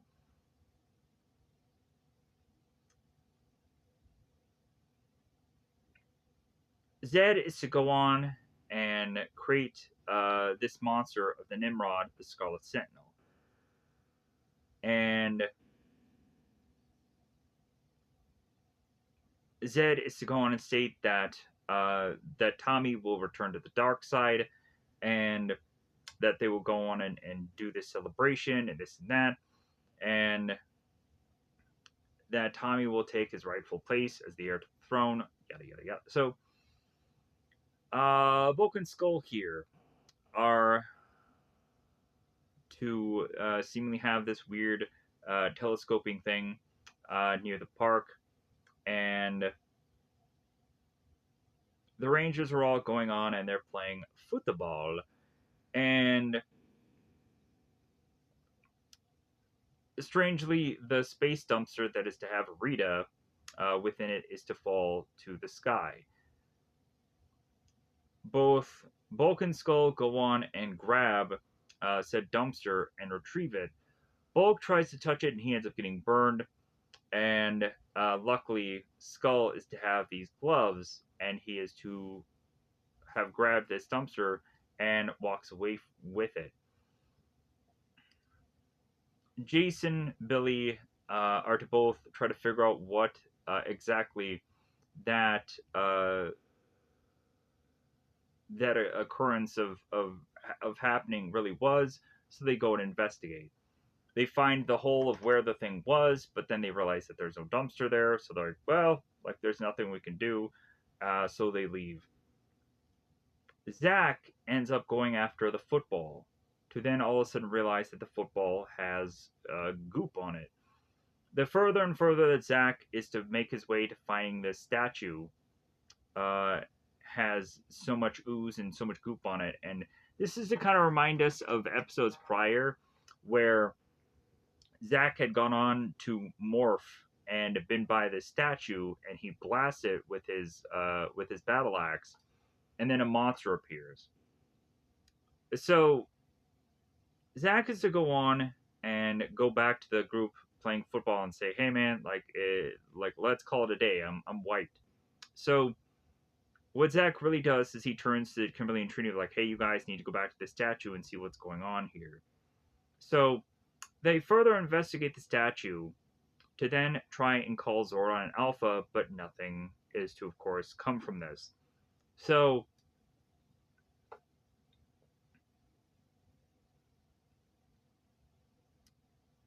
that then leads them to realize like, well, hey, maybe we should try to contact Zach, uh, Billy, and Jason to kind of come over here also to take a look at this statue. So Zed realizes that his statue is still busy cooking.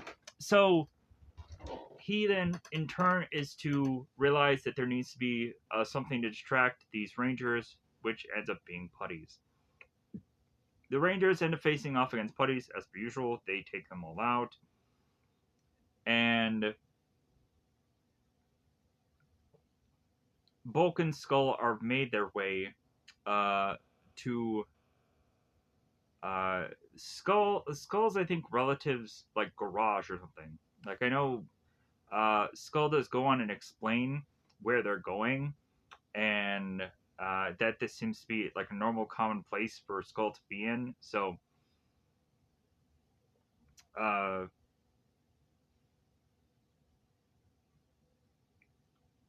as they're to go on and look at this space dumpster, they're like, "Well, hey, what do we do now?" And they're hoping that this space dumpster can go on and reveal the secrets of the Power Rangers. And so they're realizing that they have to go on and figure out ways to open this dumpster now. So Jason is to again go on and try to hope that he can use his communicator, and Kimberly assumes that something is wrong. So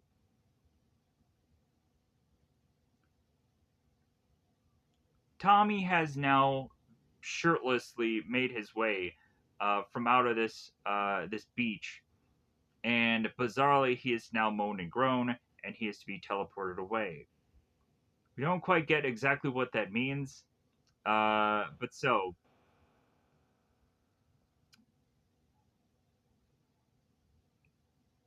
Zed is to again go on and look at the statue of the Scarlet Sentinel, and that he realizes that the statue will finally be ready soon.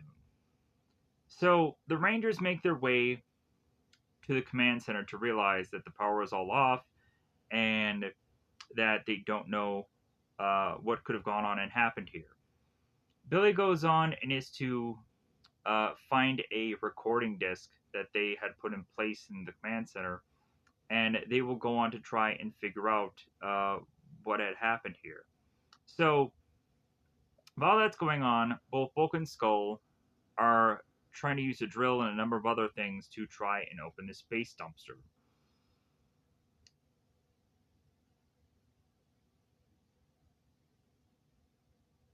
So Billy, through his computer at his lab, starts to go on and realize that uh, Alpha is making his way into some hidden chamber that is never revealed before in the past of the command center, and there is not much else that they know about what had happened here. So all of a sudden they realize that something is going on, uh, and so they decide to all morph and make their way to face off against the Scarlet Sentinel. So the Scarlet Sentinel starts to go on and slowly but surely starts to blast and take out the Rangers. And the Sentinel goes on and does one attack, and actually Jason turns to the rest of the Rangers and tells them to duck. After so many episodes, we finally get this occurrence to happen on the show, and it's so miraculous that this is finally to have occurred. So Zed ends up taking his Zed potion, chucks it out for, of course, the Scarlet Sentinel to grow ever so large. So the Rangers in desperation cry out for their Thunder Zords, and they combine it to make the Megazord. But the Scarlet Sentinel goes on to uh, go from one person to then three with ACDC, and that ends up overpowering the Megazord to have the Rangers kind of chuck from side to side, and one by one, the Rangers start flinging out of the Megazord, flying out of it. So back at the garage with Bulk and Skull, uh, they have gone on to try to open this space dumpster for so long that at one point Rita is to finally cry out that she's getting a headache, that like this is taking too long, like I need to get out of here. And at some point, both Bulk and Skull are to hear the cries of Rita, like, "Hey, did you hear something?" No. So finally, at one point, I believe Rita does escape the space dumpster and is to uh, appear in front of both Bulk and Skull, and they are to faint with the sight of Rita. So Billy returns to the command center and is to realize, like, well, hey, Alpha and Zordon still aren't here, so how about I just go on and how about I just enter this secret code, go into this hidden part of this command center, and find out that I am to be near this weird vent. All of a sudden, Billy creeps in to then realize that Alpha and Zordon are making a new Ranger. Not knowing exactly who this Ranger is, but is to see the silhouette of this White Ranger. That this is to be, of course, to be this guy. So, White Light Part 2. Billy still goes on to see, of course, Tommy's suit getting built. Billy realizes that this is incredible, and so now Zed, back at his throne, is to realize that the Scarlet Sentinels to be magnificent, and that the Rangers have been forced to retreat. So Zed is to turn to Goldar and realize, like, well, hey, without Zordon's help, Rangers will go on and definitely be uh, inadequate to face off against them. So they realize that it's about time to crush them, and so Zed, it seems, is to go on and have yet another plan. So Billy makes his way to the rest of the Rangers to finally have figured out what both Zordon and Alpha have been working on. So Billy explains to the rest of the Rangers what he had seen, that they are working on a new Ranger, and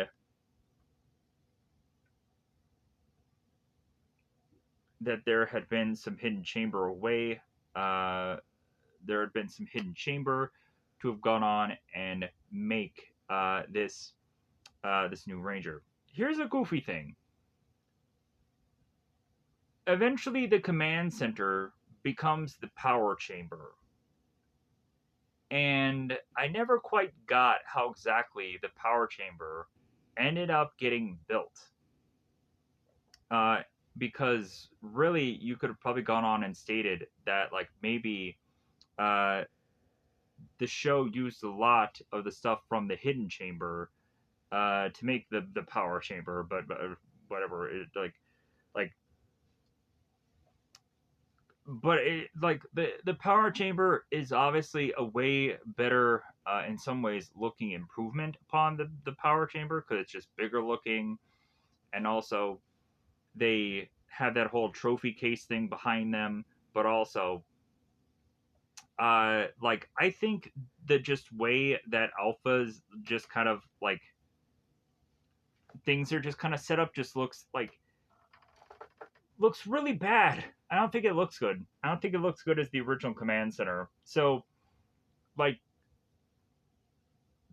there's stuff about the command center that actually looks better, but like the power chamber just looks bigger. So, like, uh, bigger is not exactly better. Like just the power chamber just kind of looks flashier, just because it looks like it's a bigger set, but it's probably not exactly uh, in some ways better. But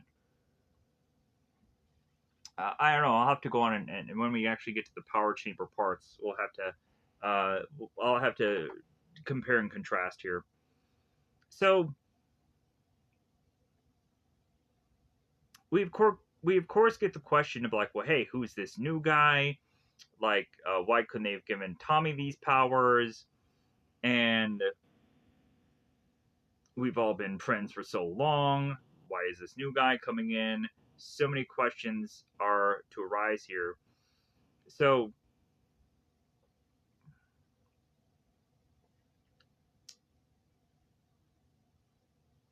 but also with the fact that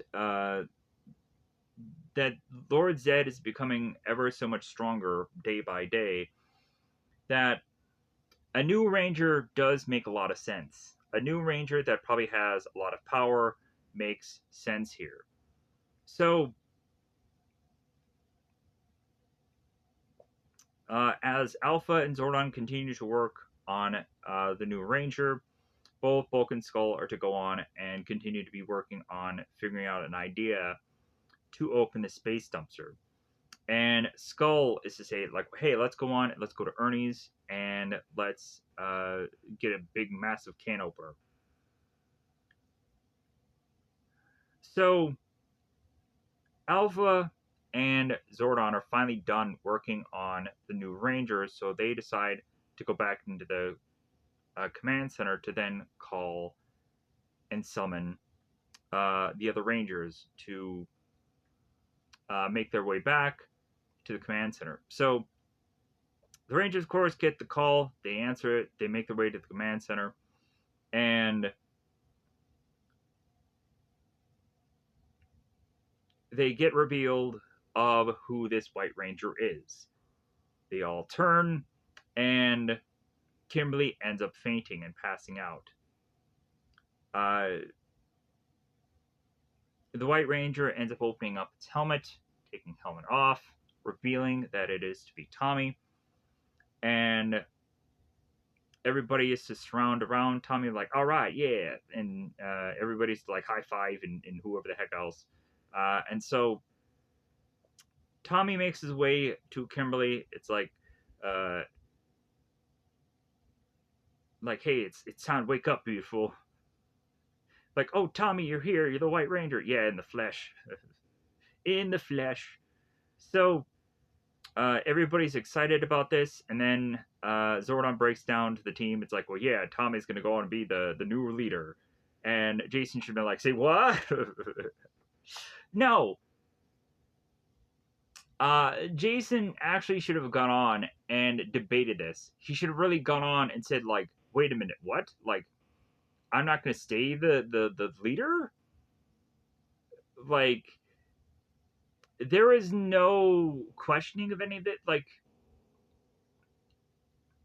Jason should have gone on and just like, well, hey, I've been really uh, like working my tail off to be the best dang leader, and you're just gonna have Tommy come in and he's just gonna be the leader now. No, there's no dissension in the ranks. It's all just, but like, okay, yeah, like it seems like the perfect move, and everybody's fine with it. So they also have to go on and explain that Tommy is to be given this Saba sword, and Tommy has to reach out for it. It appears in his hand, and explains again that Tommy is to be the new is to be the leader of the Power Rangers. And again, Jason's like, no. Maybe it's like the Star Lord and Thor scene where both of them are to turn to one another and be like, well, hey, I'm the leader of the Guardians of the Galaxy, right? And Thor is like, are you? Are you though? And he just kind of smirks at him. It's like, hmm. And Star Lord is like, I am the leader, right? Yeah. So the alarms go off, and the Rangers realize that Bulk and Skull are opening the space dumpster. So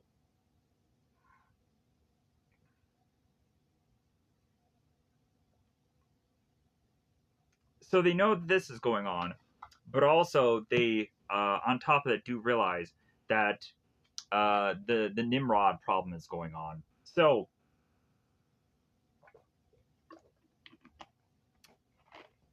Tommy is to, of course, uh, take it upon himself to go up against Nimrod as the rest of the Rangers to go on and try to get to Bulk and Skull to stop them from opening up the space dumpster. But as the rest of the Rangers try to make it to Bulk and Skull, they're to be met by putties. So Tommy goes on to face off against Nimrod, and Nimrod ends up becoming giant. So Tommy calls his White Tiger Zord, and he goes on to put it into battle mode. Uh, God, like, man, this Zord is so cool. The Zord is so cool when he's in battle mode. Uh, but eventually, I'm sure this will just so easily fade and be forgotten after a number of episodes. Like, yeah, so what? We have the Tiger Zord. Ugh, like, yeah. Uh, so Tommy goes on and is to do this one attack where he has his ball comes out of his chest. It's the energy blast, and that ends up being one really interesting attack that Tommy does do here, and that then leads to Nimrod separating into three other people. So Tommy still thinks that he has a bit of a match here going on, and he's going to realize that, yeah, he is to not quite be strong enough to face off against these three monsters. Tommy Zord ends up getting defeated here. Tommy ends up getting shucked uh, out of his Zord, and Saba then turns to Tommy and it's like, well, hey, that didn't turn out so well. So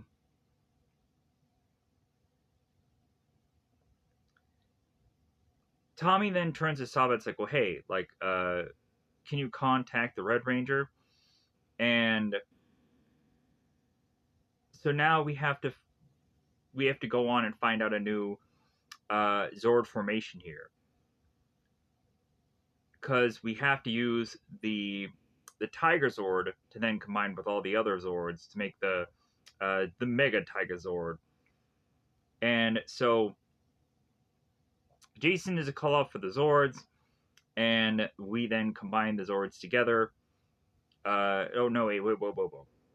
The Tiger Zord and the Red Dragon Zord jump on top of one another, and it's the writing. It's like, all right, yeah. So one by one, their Zords combine here, and Tommy jumps back into his Zord, and here's where all the other Zords come in. They combine with to form the Mega Tiger Zord, and they of course end up going on to having uh, the Firebird Zord fly out of Tommy's Zord's arm to then have it go flying through all three of these monsters to destroy it, and both the Red Dragon Zord and uh, the Mega Tigazord are to go on and shake hands bizarrely, and like, yeah, we won again. So back with now Bulk and Skull. Rita has now escaped out of the dumpster and is looking at both Bulk and Skull. The two of them are to faint with the fact that they are to see this Rita character, and all the Rangers who all to appear and grab Rita, force her back into the space dumpster. Just kind of feel weird that both Bulk and Skull has bizarrely missed all this because they had fallen asleep, it seems. And so Trini and Kimberly are to wake up both Bulk and Skull to ask if they are both all right, as the guys are to take this space dumpster, lift it up in the sky, and shuck it back off to space. So Tommy then returns to the youth center to find out that there is a surprise awaiting him that has this big massive cake. Welcome back, Tommy. All of a sudden, Richie is to have this trophy, and the Rangers want to know what it's all about. But really, Trini is kind of interested in it. So Richie is to explain that he had gone on to do this karate tournament and had won this trophy, and so Tommy turns to Richie like, "Well, hey, show me some of those moves." So Richie goes on to do this kick while Ernie is to have this cake in hand, and the cake ends up going flying. And wouldn't you know it, Bulk and Skull enter their way into this youth center to then have this cake land on them. So, I think now we end up, of course, because Tommy's now the White Ranger, we have to go on and have a brand new intro for the beginning of Power Rangers episodes. So now we're going on to the episode 2 for 1, and this ends up having the purse monster, and of course the lip sync monster. So Kimberly makes her way in the youth center with this purse, and now Kimberly has to go on and explain to Trini what the significance of this purse is. So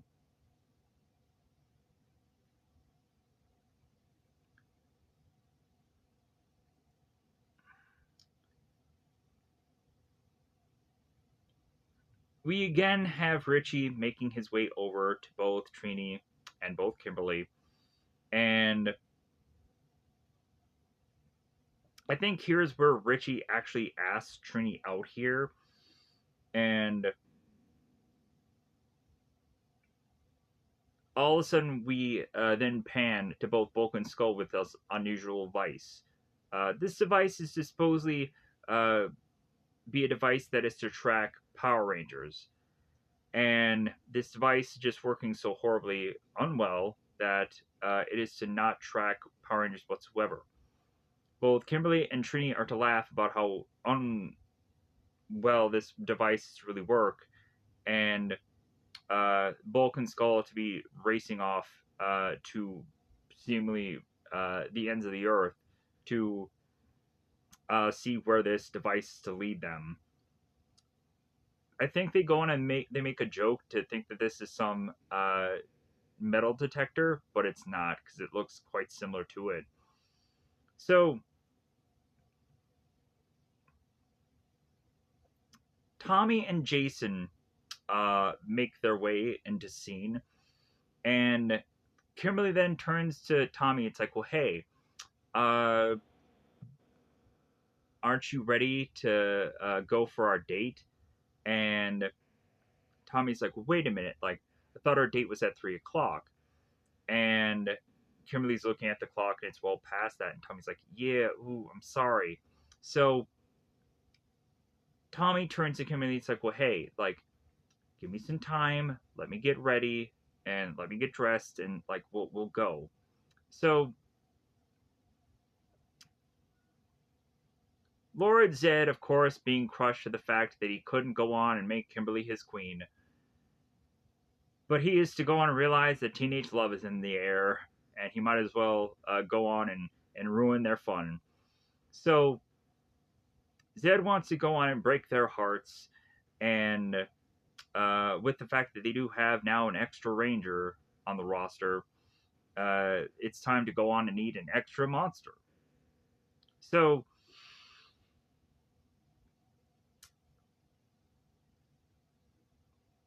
and with the fact that we do have both Tommy and Kimberly intertwined together, it's time to break up this dream team and give him one nightmare. So,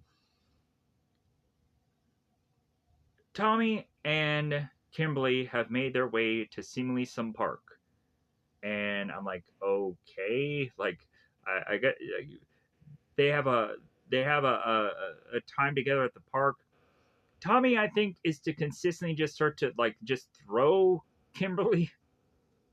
It's kind of weird what he's doing here, but it's kind of fun. And the two of them have a picnic together. They're both at the beach together, and they're just having a good old time. Bulk and Skull are trying to go on and detect some kind of something with this device, as well as also Zed is trying to detect uh, what, of course, the uh,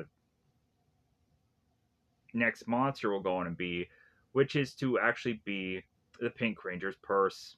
So, but they also need to go on and find out what's within the purse to maybe come up with a second monster. Also, uh, when Kimberly was going on and getting uh, lipstick for her date, she borrowed it from Trini, and she ended up coming into finding out the name of this lipstick, and she's like, "Man, like this lipstick says the word, this says the name Siren in it. And like, man, I wonder how they came up with this name. Like, I wonder how they came up with names of anything." So, uh, but if anything, back with Lord Zed and Goldar here. So,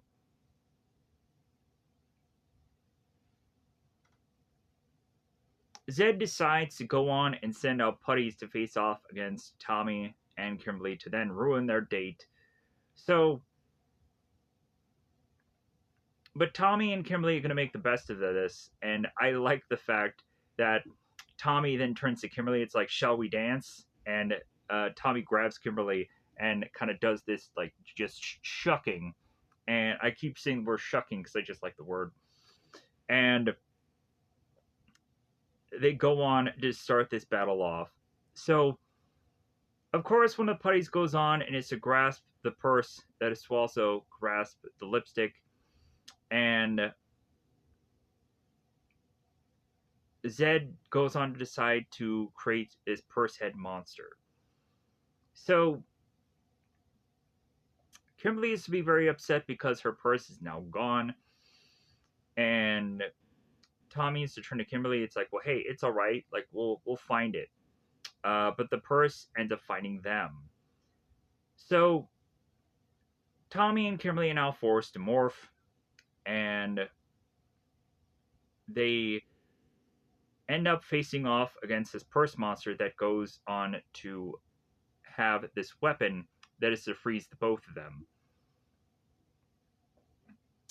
And then uh, Zed creates the lip syncer monster.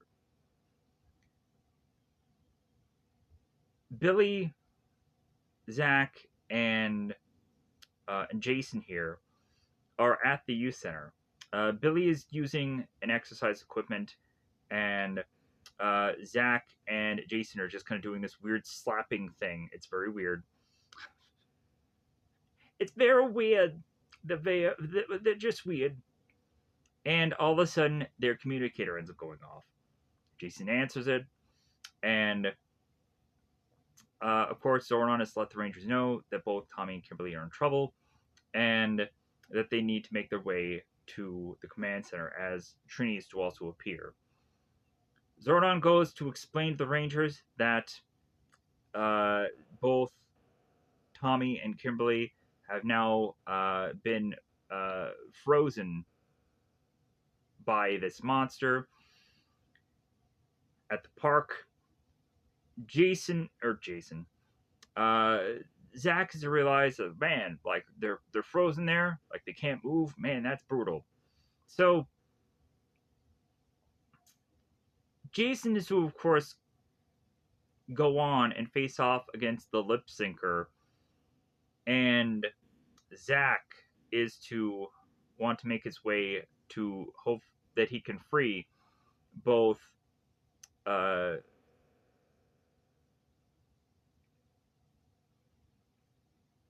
both Tommy and Kimberly. But as Zack is to appear in front of both Tommy and Kimberly, he ends up suffering the same fate as them. So Billy and Trini have stayed at the command center because they're going on to uh, um,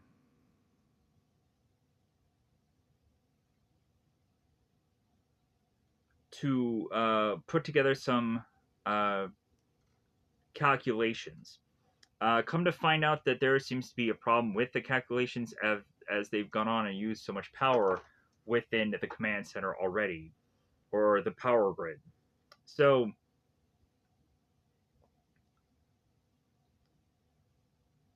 Jason makes his way to Lip Syncer and is to continue to start facing off against him. And Jason is even to at one point be able to scratch the Lip Syncer in the face. So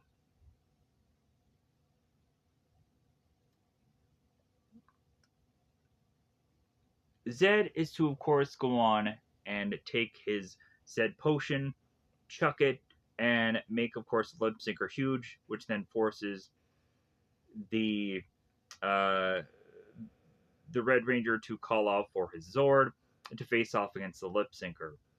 So the red the Reds the Red Ranger Zord and Lip Syncer are battling it out, and Billy and Trini are going on to uh, again figure other things out. And during the meantime, Zordon is to mention how the Red Ranger is now in his Zord, and the system is the power systems are overloading. So Billy and Trini are turning to one another, and they're realizing that Jason could quite possibly be helpless out there, facing off against this threat. So while that's going on, both Bulk and Skull are going and still using this device, making their way, pushing into the water, to where they're probably going to drown themselves, but they don't, luckily enough. They finally realize that maybe they shouldn't go on and continue to just stay in the water with this device. So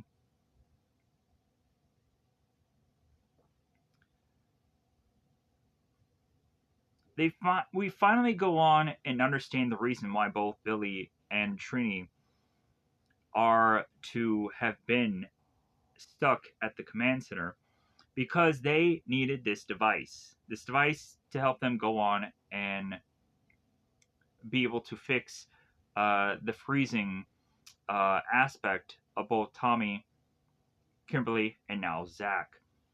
So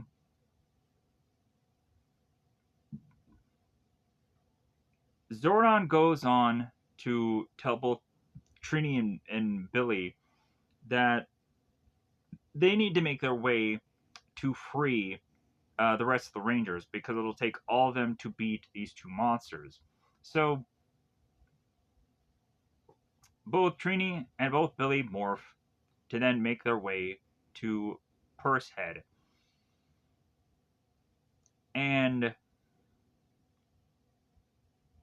Billy goes on to power up the device to then have the ability to free the rest of the Rangers. And now all of a sudden, all the Rangers are circling around this Purse Head, and Tommy ends up getting a call from Zordon. Zordon ends up telling Tommy that Jason needs him now, and that Lip Syncer is far too powerful, and that uh,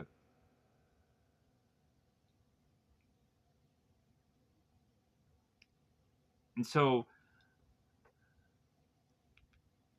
wait a minute here. Let me correct myself. So Tommy's to get a call from Zordon, and so Zordon ends up explaining that the Lip Syncer is far too powerful, that the rest of the Rangers need to go on and leave here, and Tommy will go on and face off against this purse head himself. And so the rest of the Rangers teleport, they leave. Tommy faces off one by one with Pursehead, and what ends up happening here is that Tommy is not quite adequate to really defeat this monster. That Saba goes on and does that whole bit for him by going on and doing and from Saba's eyes does this blast, ends up defeating Pursehead, and of course goes on to uh, to beat the monster here. Oh, also at one point, Tommy was to have gotten lassoed by the monster, but again, Saba then pulls out of Tommy uh, side and just goes on to help Tommy out here. So Tommy then finds Kimberly's purse, and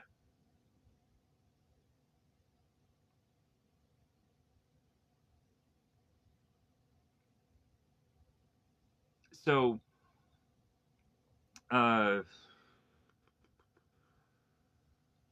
so Zed, of course, to go on and say it's like, well, hey, like, uh, even though I've already gone on to uh, like not win against the White Ranger, like I still have my other monster.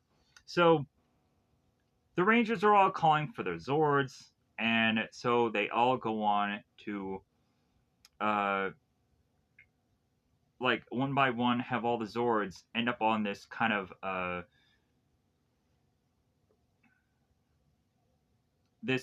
landing pad. And so all of them are flying on this landing pad, and we again go on to have the red Dragon Zord on this landing pad. Like I think he ends up going on to do this kind of just swiping attack, and that defeats this monster. So because like we go on and have so many red Ranger Dragon like fights, and like I thought that there was at a point where like the Red Ranger kind of spins his wrist again and does that kind of spinning attack because it would actually make a lot of sense. But I think he just goes on and does like this swipe attack. I just got a little confused here. So Zed, of course, upset that he is that really at this point he's like, well, you best not fail me again. Like I'm sure they're gonna fail him a number of other times. So Tommy goes on to give Kimberly back her purse, and all of a sudden the Rangers go on and spot both Bulk and Skull making their way out of this water. And Bulk and Skull at this point with this device, it seems that they're never really going to go on and actually find the real Power Rangers. But they end up asking this group of kids, like, well, hey, have you guys seen the Power Rangers? And the kids are like, well, yeah, do you want to go on and play Power Rangers? And Skull turns to them, it's like, well, yeah, as long as I can be the Red Ranger. And uh, and that's kind of how they end this episode. So let's move on to the magnetic brain episode, the opposites attract. So the last bit of episode uh, is to be in the youth center. Billy is to have this device, opposites attract, and he is to explain what this device is. It's a polarizing gauge, and all of a sudden Kimberly comes in with this Girl Scouts like outfit, and she's to also have a friend with her, which is to have the name of Laura. So it's Laura here. So, uh, so Kimberly ends up going on to explain that she has this troop that's with her. That they're going to go on a hike, and at one point, the whole part of this hike is that the ranger or that the Girl Scouts are going to go on and get this badge. So as Billy is to look upon Laura here, he's like, all right, well, like, so Billy is to look at Laura and Laura back at Billy, and it's like, oh, hey, like, bye, Trini, bye, Billy. So Trini is to go on and start talking to Billy and saying like, well, hey, like, why don't you go along and just kind of join them and maybe uh, try to get to know this girl. And Billy's like, well, like she's the more outdoor type. I'm not, and like if anything, also like the thing about Billy is that he likes reading science magazines, yada yada. So, and then also like Billy just states that he is to still be collecting data from this geometric field, and that he has this experiment that he's still going on and doing. So there's no way that he's going to go on and meet with this girl and have a date with her. So that is to go on and it's a state here that's like, okay, well, like with the storms that are kind of going on here, and that with the things that are going on and occurring, like I'm going to go on and I'm going to take uh, advantage of what the Blue Ranger is to go on and have this device become a monster. So, uh, to also just kind of afflict with the magnetic field of the Earth, and of course, eventually kind of rock the Earth off its axis is the master plan here. Back at the youth center. So it seems that both Kimberly and Laura are to get these boxes together to give to the Girl Scouts, and because I guess they're going out on this adventure. So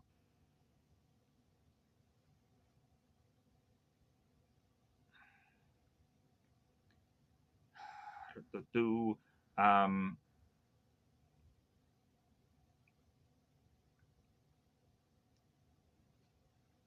come to find out, Billy is to exchange a bit of what's going on outside with both Lori and both Kimberly, and stating that they probably should go on and try to be careful out there because there's be some kind of electromagnetic phenomena that is to occur this day, and that there could be some unexpected results because Kimberly and Laura are to go on and talk about how they are to like, well, hey, if we go on and we use our compasses, we'll be okay. But thinking about it, like a compass is to technically be magnetized, and so really, like the compass won't lead them into getting any results. So, uh,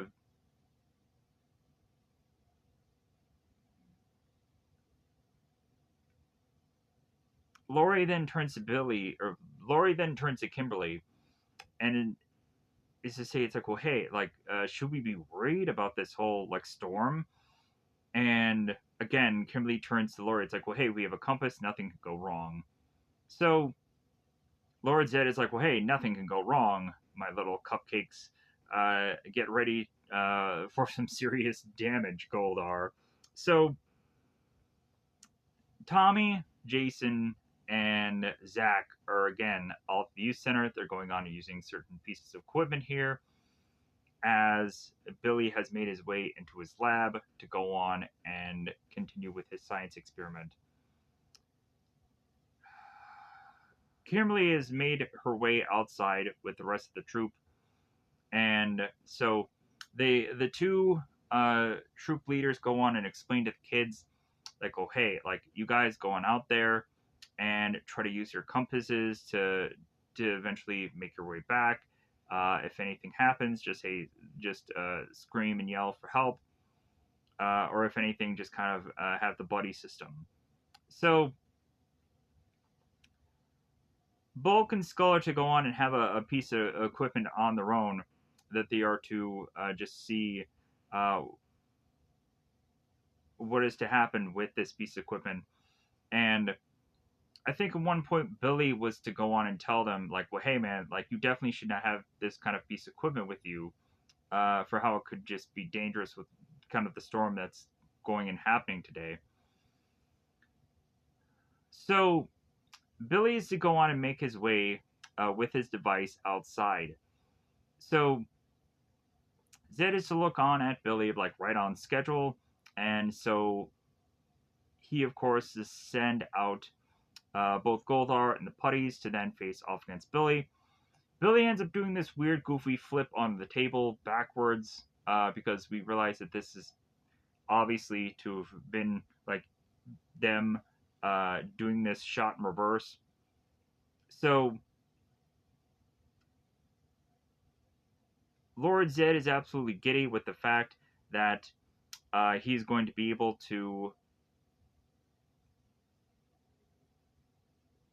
uh, to have the magnetic monster and be able to destroy the Earth. Here's the goofy thing.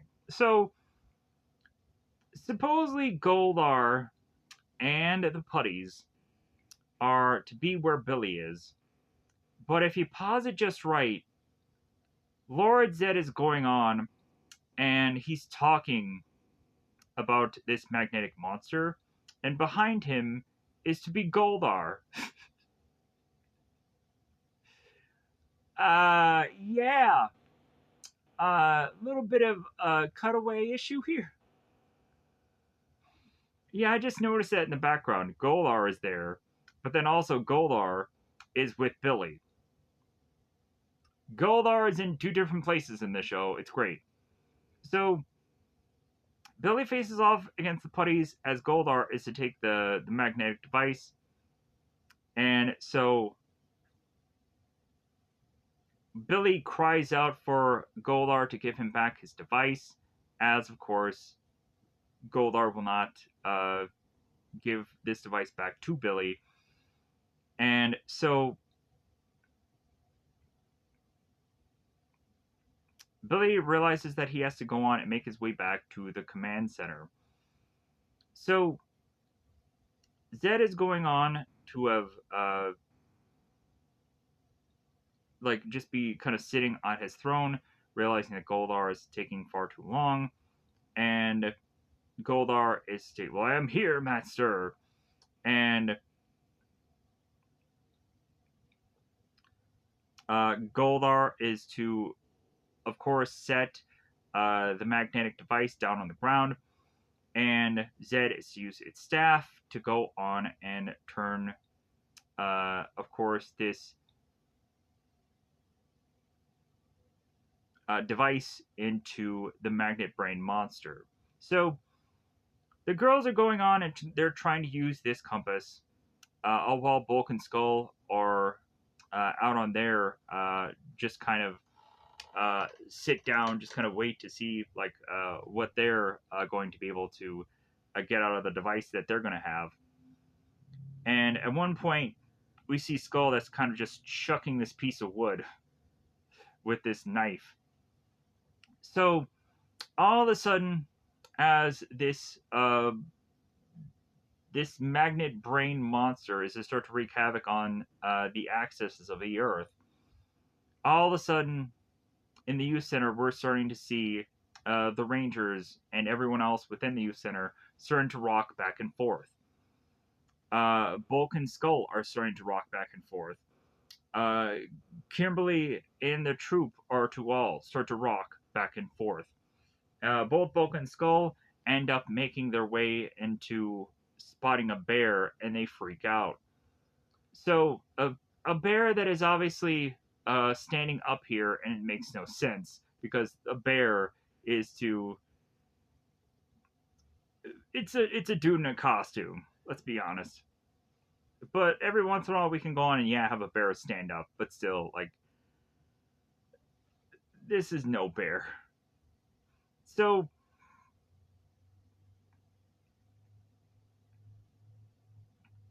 uh, uh Zed ends up turning to Goldar.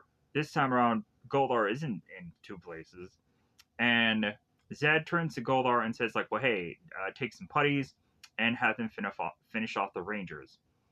So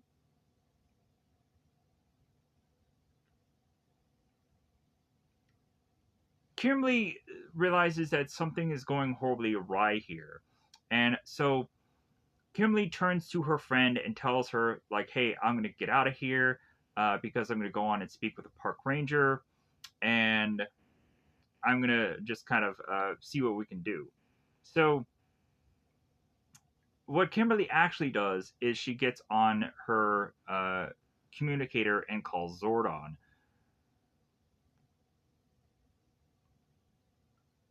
Kimberly goes on and says to Zordon about like, well, hey, like something really weird is going on with this solar storm, and Zordon is to explain to Kimberly that it's much worse than you know, Kimberly, and that Kimberly has to go on and teleport to the command center. So Kimberly, as well as the rest of the Rangers, make their way to the command center as Zordon goes on to, of course, explain via the viewing globe, behold, Power Rangers. So on the viewing globe, we then go on to spot the magnet brain here, and this is the monster that has gone on to cause this atmospheric disturbance. So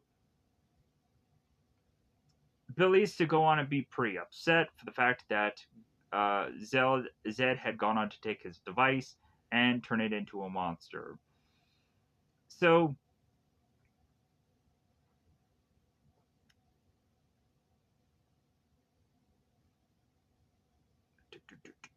so uh,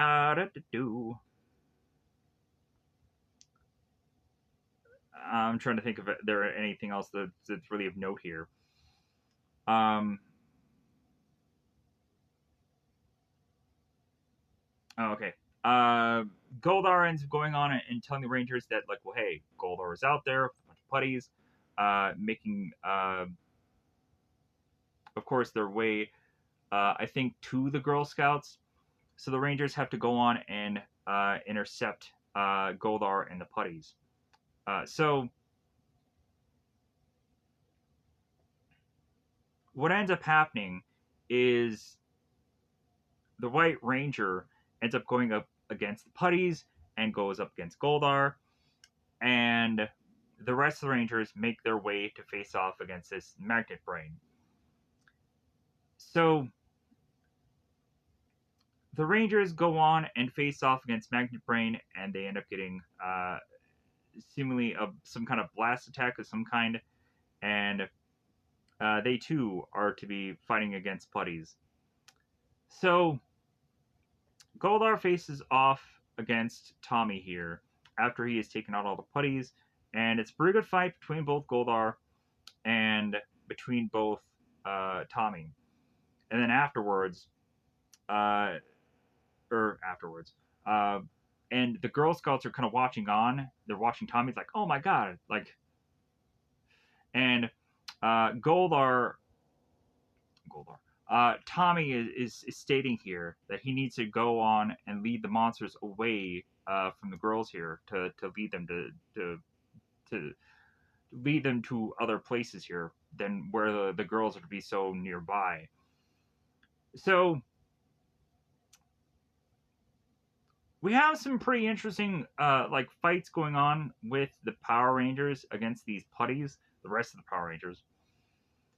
And I can't help but think that a lot of this actual fighting that they do here is actually really dangerous. There's at one point where this like putty like falls down these flight of stairs. I'm like, ooh, like that looks a little like I don't know about that. Um, and then like just some of the fight here, I'm like, man, somebody could probably get really injured, but uh, if anything, we'll never really know. Tommy goes on and is still fighting against Putties and Goldar as the Rangers are continuing to fight against these Putties. Uh, Jason then flies off at some point uh, to continue to face off against Putties. Uh,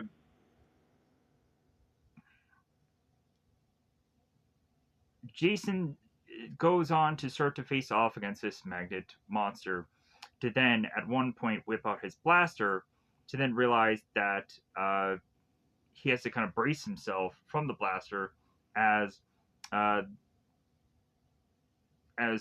Magnet Brain is to do something with the blaster to cause the weapon to just kind of to backfire on him. So as Jason is kind of just kind of be distraught here and just kind of be like, ugh, like Zach ends up coming to the fray, and then we go back to Tommy. Uh,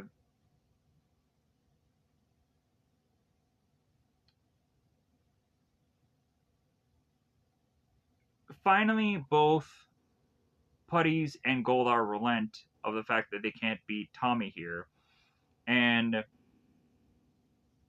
Tommy whips out Sabata like, well, yeah, we definitely worked well together today. So now back with the rest of the Rangers, it seems ever so close that the Rangers are to go on and seemingly be wrapping up fighting with these putties to the point of now them going on realizing that they should go on and get the power blaster, combining all the weapons together to make this huge cannon of a weapon that it's been a while since I've talked about. And so when going on and using this weapon, Zed then is to go on and take the Zed potion, chuck it out, make the monster, of course, gigantic, which then force the Rangers into calling out for their Zords. The Megazord ends up combining, occurring, and being a thing.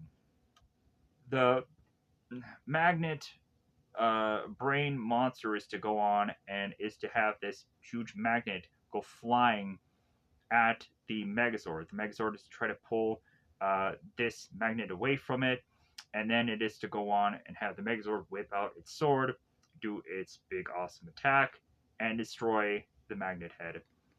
So Billy's device is to reappear upon the ground, and Lord Zed goes on and says, like, well, I knew that science and monsters just don't mix. And you haven't seen the last of Lord Zed. Oh, yeah, I'm sure we have to go on and be just in fear of Lord Zed so much so. So, Kimberly and her friend, Laura, uh, Laura, uh, the two of them, it seems, are to go on and give each one of the Girl Scouts a badge after all, because, of course, they are very proud of them. And so all the Rangers are to gush on the fact that or all the Girl Scouts are to gush at the fact that they had gone on and actually seen the White Ranger in action. And all of a sudden, Bulk and Skull rush into frame here, and they are to talk in a frightening manner about seeing a bear. So all the girls go on to grab both Bulk and Skull and are to try and calm them down. Billy makes his way into the youth center with his piece of equipment, and Laura goes over to Billy and is say it's like, well, hey, like I was really interested in all that science talk, and your magnetic spheric monitor you have there. And science is one of my hobbies. And like, if you have the time, like, maybe we can go on and maybe we can do some observing of protons in ionized oxygen atoms and what have you, and blah blah blah blah. Yeah. Uh, in actual charged particles, blah, blah, blah, blah. Yeah. Just all this science words, yada yada yada. So again, so the Rangers are going on to mostly, besides Billy, to all sit by the juice bar, and they're looking at both Bulk and Skull, and they're still just having the trauma of the fact that they had seen a bear, and the girls needed to comfort them. And this is how we kind of end this episode. I'm going to get the heck out of here so I can go on and possibly do something else with my day, because I've been trying for a number of days to try and cover this review. So finally, I'm done with this. I can be putting this out sometime today. Thank God, because man, I've been trying to just do this video because I could not come up with the ways of which to just open this video, as well as also, I'm sure there was a number of things that I could have better said in the very beginning of this, but whatever. It's just like, let's just put something out. So thank you for going on and watching this, listening to this, and at some point being a part of the channel, because who knows how long I'm going to be able to just continue to be able to just keep finding some kind of content to put on this channel. It's not a question of if I can go on to find content for the channel. It's just like, is any of it going to actually be worth putting on the channel? And then also, if I can go on and just find one video that just does well, then really we can be ever so close to getting monetized on this channel. But until then, I'm gonna get out of here. Bye, everybody. Bye, everybody.